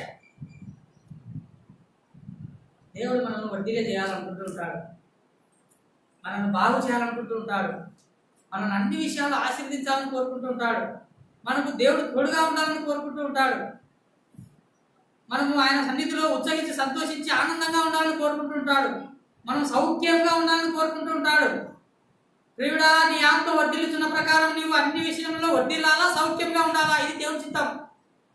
దేవుని యొక్క ప్రణాళిక, తన బిడ్డలు సంతోషంతో ఆయనను సేవించాలా, సంతోషంతో ఆయన మందిరానికి రావాలా, సంతోషంతో ఆయనను ఆరాధించాలా, సంతోషంతో ఆయన మందిరంలో పరవశించిపోవాలని దేవుడు కోరుకుంటూ ఉంటాడు. అందుకోసమే చాలా సందర్భాలలో మనం కోరుకున్నవి దేవుడు ఇస్తాడు. ప్రభువా నాకు ఫలాంది లేదు, ఫలాంది కావాలా, ఫలాంది అవసరం అని అడిగినప్పుడు దేవుడు ఇస్తాడు. అయితే వచ్చిన చిక్కు అంతా ఏంటంటే దేవుడిని ఆశ్రయించినంత కాలం అతడు వర్ధిల్లినాడు. వర్ధిల్లిన తర్వాత మనసును ఏమొచ్చేసింది? గర్వం వచ్చేసింది. గర్వం వచ్చి మొత్తం అంతా కూడా తన జీవితంలో అన్ని నష్టపోవడానికి అవకాశం ఏర్పడింది. గర్వం వచ్చి దేవుని సేవకులను లెక్క చేయకుండా, దేవునికి ప్రణాళికలు లెక్క చేయకుండా, యాజకులు వేయాల్సినటువంటి ధూపాన్ని ఇంకా ఏం యాజకులు వేయాలన్నా నేను వేయకూడదా, నేను రాజును కదా, ఏముంది తప్పేముంది అన్నట్టు పోయి ఆయన ధూపం వేస్తాడు. దేవుని కోపం వస్తుంది. మనం దేవుడు ఎంత ఆశీర్వదించినా మనం ఎలా ఉండాలా? దీనత్వంతో ఉండాలి. ఎంత ఆశీర్వదించినా మనము తగ్గింపుతోనే ఉండాలి. ఎప్పుడైతే మనం మనసులో గర్విస్తామో, మనం గర్వించని కాదు దేవుడు మనకి ఇచ్చినది. గర్వం అంటే దేవునికి చాలా అసహ్యం. గర్వము మన జీవితంలో ఏనాడికి ప్రవేశించకూడదు. ప్రవేశించిందా పతనం తప్పదు. నాశనానికి ముందు ఏం నడుస్తుంది? గర్వం నడుస్తుంది. సౌలు కూడా అంతే. గాడిదలు కాసుకునేటువంటి సౌలు రాజు కాకముందు గాడిదలు కాసుకుంటూ ఉంటే, నా ప్రజలను కాపాడడానికి ఈ యొక్క సౌలు నేను ఏర్పాటు చేస్తున్నానని చెప్పి గాడిదలు కాసుకుంటూ తీసుకొని వచ్చి రాజును చేస్తాడు దేవుడు. చేసినప్పుడు దేవుడా నీవు నన్ను రాజుగా చేసినావు, నీకు స్తోత్రమని స్తుతించుకుంటూ కొద్ది రోజులు ఉన్నాడు, బాగానే ఉన్నాడు. ఎప్పుడైతే గొల్యాతును దావీదు చంపినాడో ఇంకా వాళ్ళ లోపల భయం వచ్చేసింది. నాకంటే బలవంతుడు, నాకంటే యుద్ధశాలి, నాకంటే బాగా ఇంకా అన్ని విషయాల్లో బాగున్నాడని చెప్పి కోపం పెట్టుకొని, ద్వేషం పెట్టుకొని, నరహత్య చేయాలని ఎంతగానో కొండల వెనక బట్టి గుట్టల వెనక బట్టి తిరుగుతూ పగ పెట్టుకొని తిరిగినాడు. తన కోపమే తన శత్రువు. పగ పెట్టుకొని తిరిగి తన జీవితాన్ని తన కత్తి మీద తానే పడి చచ్చిపోతాడు, ఆత్మహత్య చేసుకుంటాడు. కారణం ఏంటంటే దేవుడు రాజుగా చేసినాడు. ప్రభువా ఈ రాజ్యము, ఈ సంపద, ఇవన్నీ కూడా, ఈ మహిమ అంతా కూడా నీదే కదా ప్రభువా, నాయన నేను నీకు అనుకూలంగా ఉంటాను ప్రభువా, నీవు ఇచ్చినట్టువే ప్రభువా అనేటువంటి ఆలోచన లేదు. ఇవన్నీ నావే, నేనే అని ఎప్పుడైతే మనం గర్విస్తామో మన జీవితంలో పతనము ప్రారంభమవుతుంది. ఇక్కడ కూడా ఉజ్జియా రాజు ఏం చేసినారు? గర్వించినాడు. మనసున గర్వించి చెడిపోయినాడు. ఏం జరిగింది చూడండి 19వ వచనం చివరిలో. 19వ వచనంలో గమనించినట్లయితే, ఉజ్జియా ధూపం వేయటకు ధూపాన్ని చేత పట్టుకొని రౌద్రుడై యాజకుల మీద కోపము చూపెను. యెహోవా మందిరంలో ధూపపీఠము పక్కన అతడు ఉండగా యాజకులు చూచుతూనే ఉన్నప్పుడు అతని నొసట కుష్ఠరోగము పుట్టెను. కుష్ఠరోగం పుట్టింది. ఆ కాలంలో కుష్ఠరోగం వచ్చిందంటే ఈ కాలంలో కరోనా వచ్చినట్టు. కుష్ఠరోగము ఆ కాలంలో కుష్ఠరోగం, ఈ కాలంలో కరోనా. అర్థమవుతుందా? కుష్ఠరోగము వచ్చిన ఏం చేస్తాడు? ఊళ్ళో ఉండనీయరు. వాళ్ళు ఎక్కడో దూరంగా కొట్టాలాడు. దూరంగా ఒక్కోడు కూర్చోాలా, ఎవరి దగ్గర పోకూడదు. నేను ఎవరైనా దగ్గరికి వస్తే నేను అపవిత్రుని ముత్తుకోవాలా. నాకు కరోనా ఉంది దగ్గర రావద్దు అన్నట్టు. అర్థమవుతుందా? దేవుని యొక్క మార్గంలో ఉండకుండా గర్వపడితే ఇటువంటి పరిస్థితి ఎదురవుతుంది. కుష్ఠం వచ్చింది, చెప్పిన మాట వినకుండా ఉన్నాడు. యాజకుడు దేవుని సేవకు చెప్తున్నారు, అయ్యా రాజా వద్దు, నువ్వు వేయకూడదు, నువ్వు అట్లా ప్రవర్తించకూడదు. మందిరంలో మేము మాత్రమే ధూపం వేయాలా, దేవుని సన్నిధిలో మేము మాత్రమే దేవుని ఇక్కడ దేవుని పరిశుద్ధ స్థలంలోనికి వెళ్ళాలంటే మీరేంది, నేను రాజు, నా ఇష్టం వచ్చినట్టు చేస్తా అని అన్నాడు. పోయినాడు. వెంటనే నొసట ఏమొచ్చింది? కుష్ఠరోగం వచ్చింది. కుష్ఠరోగం వచ్చినట్టు ఏం చేసినాడు చూడండి. 20 వచనం. ప్రధాన యాజకుడైన అజర్యాయు యాజకులందరూ అతని వైపు చూడగా అతడు నొసట కుష్ఠము గలవాడే ఉండేను కనుక వారు తడవు చేయక అక్కడ నుండి అతన్ని బయటికి వెళ్ళగొట్టిరి. మర్యాద చెప్పినప్పుడు వినలే, వెళ్ళగొట్టించుకున్నాడు. వద్దు రాజా అన్నప్పుడు సరేలే అని ఉంటే పర్వాలేదు. ఎట్లా వెళ్ళగొట్టియాలో దేవునికి తెలుసు, ఎట్లా అనసాలో దేవునికి తెలుసు. దేవుని ఆశ్రయించినంత కాలం దేవుడు వడ్డీలో చేసినాడా? దేవుని బాగా ఆనుకున్నంత కాలం ఏమేమి వచ్చినాయి? బావులు వచ్చినాయి, ద్రాక్ష తోటలు వచ్చినాయి, పొలాలు వచ్చినాయి, ఎన్ని కావాలంటే అన్ని. అంత సౌఖ్యంగా ఉంది. సౌఖ్యంగా ఉన్నప్పుడు ఇంకా ఎలా ఎందుకు ఇంకా మళ్ళా ఈ పనిలో కూడా వస్తున్నాడు. నేను కూడా ధూప వయసా, ధనం ఎక్కిన మదం ఎక్కునని అధికారం వస్తే మనుషులు మారిపోతారు. అధికారం ఉందని ఎట్లంటే అట్లా జీవించడానికి లేదు. దేవుడు ఒప్పుకోడు దాన్ని. అధికారం అనే కాదు, ఏదైనా కానీ మన జీవితంలో కూడా దేవుడు కొన్ని మనకు కావాల్సినవన్నీ ఇచ్చినప్పుడు ప్రార్థన తక్కువ అవుతుంది. కావాలంటే గమనించారు. అన్ని సౌఖ్యంగా ఉన్నాయనుకో, ఏం చేసుకుందాం ప్రార్థన, పోదాంలే చర్చికి. ఏమవుతుంది? లేట్గా పోతే ఏమవుతుంది? ఇట్లాంటి ఆలోచన వస్తుంటాయి అన్నమాట. నిర్లక్ష్యం వస్తుంది. అన్ని సౌఖ్యంగా, అందుకే కొన్ని సందర్భాల్లో దేవుడు మనకి ఇయ్యాడు. అన్ని సౌఖ్యంగా ఉంటే మనం ఎట్లాంటి వాళ్ళని తెలుసా? చూడండి, సామెతల గ్రంథం 30వ అధ్యాయం 8వ వచనం, 8-9 చదవండి. వ్యర్థమైన వాటిని అబద్ధంలో నాకు దూరంగా ఉంచుము, పేదరికమునైనను ఐశ్వర్యమునైనను నాకు దయచేయకుము, తగినంత ఆహారం నాకు అనుగ్రహింపుము. ఎక్కువైన ఎడల నేను కడుపు నిండిన వాడనై నిన్ను విసర్జించి యెహోవా ఎవడని అందునేమో, లేక బీదనై దొంగిలి నా దేవుని నామమును దూషించునేమో. ఎక్కువైతే ఏమంటావంట? యెహోవా ఎవడని కూడా అంటావంట. వస్తుంది కొన్నిసార్లు మన జీవితంలో గర్వం.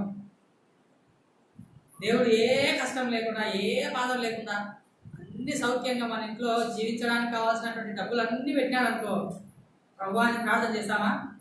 చెయ్యం.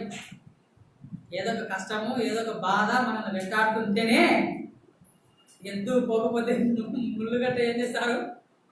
ముళ్ళుగట్టని ప్రయోగిస్తారు. అవునా? అది పోతా ఉంటుంది, నిదానంగా పోతుంటారు. సేద్యం చేసేటప్పుడు ఎద్దు నిదానంగా పోతుంటే ఏం చేస్తాడు యజమాని? పోవడం లేదని ముళ్ళుగట్టే పెడతాడు. మన జీవితంలో కూడా కొన్ని ముళ్ళులు ఉంటాయి. అవి మనకు అవసరం, అవి మనకు మేలు. దైవభక్తుడైనటువంటి అపోస్తలుడైన పౌలు గారి జీవితంలోనే, అంత గొప్ప సేవ చేసినటువంటి పౌలు గారి జీవితంలోనే దేవుడు ఒక ముళ్ళును పెట్టినాడు. ఆయన ప్రభువా ఈ ముళ్ళును తీసే ప్రభువా అంటే ఏమన్నాడు ప్రభు? ఆ ముళ్ళు నువ్వు భరించాల్సిందే. సాతాను దూతగా నలగొట్టడానికి ఆ ముళ్ళును నీకు పెట్టినాను. నా కృప నీకు చాలు, నీ బలహీనతలో నా శక్తి పరిపూర్ణమవుతున్నది. కొన్నిసార్లు ప్రభా పలానా విషయంలో నాకు సహాయం దొరకడం లేదు, నాకేం సమస్యకు పరిష్కారం రావడం లేదని మనం బాధపడుతున్నటువంటి సందర్భంలో ఈ ఒక్కటే గుర్తు చేసుకోవాలి, ఇది నా జీవితంలో దేవుడు ఇచ్చినటువంటి ముళ్ళు. మనకు ఆ ముళ్ళు అవసరం, మనకు ఆ ఇబ్బంది అవసరం, మనకు ఆ కష్టం అవసరం. ఆ కష్టం లేకపోతే ఈ రాజు లెక్క తయారవుతాం మనం. రాజు ఏమైనాడు? గర్వించి చెడిపోయినాడు. గర్వించి చెడిపోయే బదులు, గర్వించి నష్టపోయే బదులు, గర్వించి కుష్ఠరోగం తెచ్చుకునే బదులు దేవుని మార్గంలో ఉండి ఆ కష్టం ఏదో బాధ ఏదో పడడం మేలు కదా, అవునా?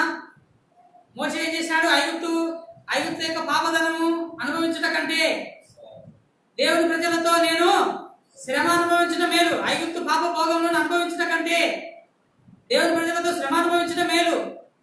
అన్ని సౌఖ్యం ఉండి సుఖం ఉండి నరకానికి పోయే బదులు, అన్ని సౌఖ్యం ఉండి సుఖం ఉండి దేవునికి దూరం అయిపోయే బదులు, అన్ని సౌఖ్యం ఉండి అన్ని విధాలుగా మనకు మేలైన పరిస్థితులు ఉండి దేవుని యొక్క మందిరాన్ని, దేవుని ప్రజలను, దేవుని సహవాసాన్ని పోగొట్టుకునే బదులు మనకున్న కొంచెంతోనే ప్రభు సన్నిధిలో ఆనందంగా ఉండడం మేలు కాదా? అది కొన్నిసార్లు మనం గమనించాం, మనం గుర్తు తెచ్చుకోవాలా. ప్రభు మనల్ని ప్రేమించేటువంటి వాడు, ప్రభు మనల్ని ఆదరించేటువంటి వాడు. ఈ యొక్క రాజు దేవుని సన్నిధిలో నుంచి వెళ్ళగొట్టబడుతూ వచ్చినాడు, రాజ్యాధికారం నుంచి వెళ్ళగొట్టబడుతూ వచ్చినాడు, దేవుని ప్రేమకు దూరం అయిపోతూ వచ్చినాడు. యాజకులు అక్కడి నుంచి వెళ్ళగొట్టేటువంటి పరిస్థితి వచ్చింది. చెప్పిన మాట వినలేదు. రాజా వద్దు, ఇలా ఉండకూడదు అంటే వినలేదు. 20వ వచనంలో లాస్ట్ లో చూసినట్లయితే బయటికి వెళ్ళగొట్టబడిన తర్వాత ఏం జరిగింది? యెహోవా తన్ను మొత్తెనని ఎరిగి బయటికి వెళ్ళుటకు తాను త్వరపడెను. చూడండి 23వ వచనంలో, ఉజ్జియా తన పితరులతో కూడా నిద్రించెను. అతడు కుష్ఠరోగి అని రాజుల సంబంధ శ్మశాన భూమిలో అతని పితరుల దగ్గర అతని పాతి పెట్టిరి. చూడండి, మందిరం జీవితకాలం మందిరంలోకి పోకుండా కుష్ఠరోగిగా తాను మరణించాల్సిన పరిస్థితి వచ్చింది. కాబట్టి ఇటువంటి భయంకరమైనటువంటి పరిస్థితులు మన జీవితంలో రాకుండా ఉండాలంటే సౌలు గర్వంతో, సౌలు అసూయ చేత తన జీవితాన్ని నాశనం చేసుకున్నాడు. ఉజ్జియా గర్వం చేత తన జీవితాన్ని నాశనం చేసుకున్నాడు. సంసోనును కూడా దేవుడు ఏర్పాటు చేసుకున్నాడు. దేవుని యొక్క ప్రణాళికలో ఉండకుండా ఏం చేసినాడు? ఇష్టానుసారంగా బతుకుతూ వచ్చినాడు. దేవుని బలం కలిగి ఉన్నాడు కానీ తన జీవితంలో యెహోవా తనను ఎడబాసినని కూడా తనకు తెలియనటువంటి పరిస్థితి వచ్చింది.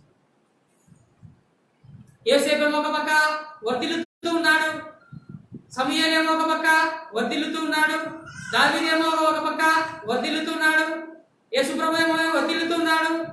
ఈ యొక్క ఉజ్జియా వర్ధిల్లినాడు, సమస్తమును కోల్పోయినాడు. వర్ధిల్లినాడు, కుష్టు తెచ్చుకున్నాడు. వర్ధిల్లినాడు, గర్వపడినాడు, నాశనమైనాడు. సౌలు కూడా గాథలు కాసుకుంటూ దేవుడు వర్ధిల్ల చేసినాడు. అయితే వర్ధిల్లిన తర్వాత తన స్థానాన్ని తాను కాపాడుకోలేకపోయినాడు. దేవుడు మనకిచ్చినటువంటి ఈ స్థానాన్ని మనం కాపాడుకోవాలని దేవుడు కోరుకుంటున్నాడు. ఆ పరలోక రాజ్య ప్రయాణంలో మనం కూడా ఉన్నాం. ఈ ప్రయాణంలో మనల్ని కూడా దేవుడు వర్ధిల్ల చేస్తూ ఉన్నాడు. అన్ని విషయాలు మనకు తోడుగా ఉంటూ ఉన్నాడు. అన్ని విషయాలు మనకు నడిపిస్తూ ఉన్నాడు. అయితే మన జీవితం ఎలా ఉంది? మనం వర్ధిల్లకుండా చేసేటువంటి విషయాలు మనలో ఏమైనా ఉన్నాయా? మనం వర్ధిల్లకుండా అడ్డుపడేటువంటి విషయాలు మన జీవితంలో ఏమైనా ఉన్నాయా? నీ వర్ధిల్ల లేదంటే కారణము మన లోపల ఉన్నటువంటి అపనమ్మకంతో కూడా మనం వర్ధిల్లం. చూడండి, సామెతల గ్రంథం 28వ అధ్యాయం 25వ వచనం. సామెతలు 28, 25 నేను ముగిస్తున్నాను.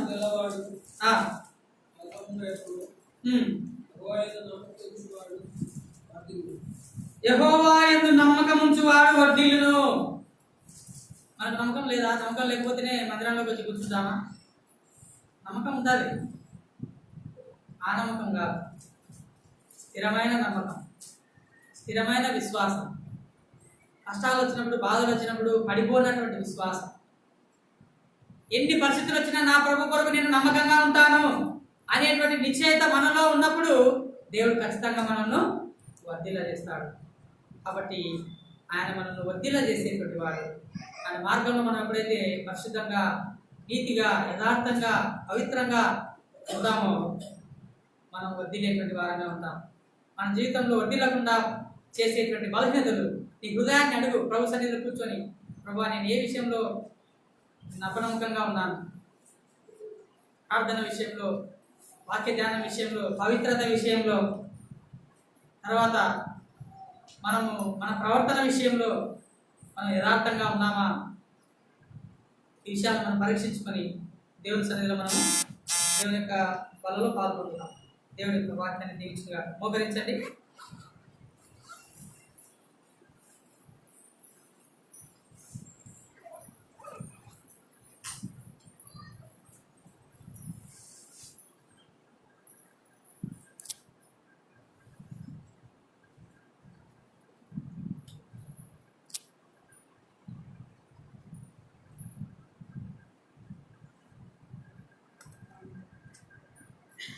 గంభీరమైనటువంటి సమయాన్ని చూస్తున్నాము.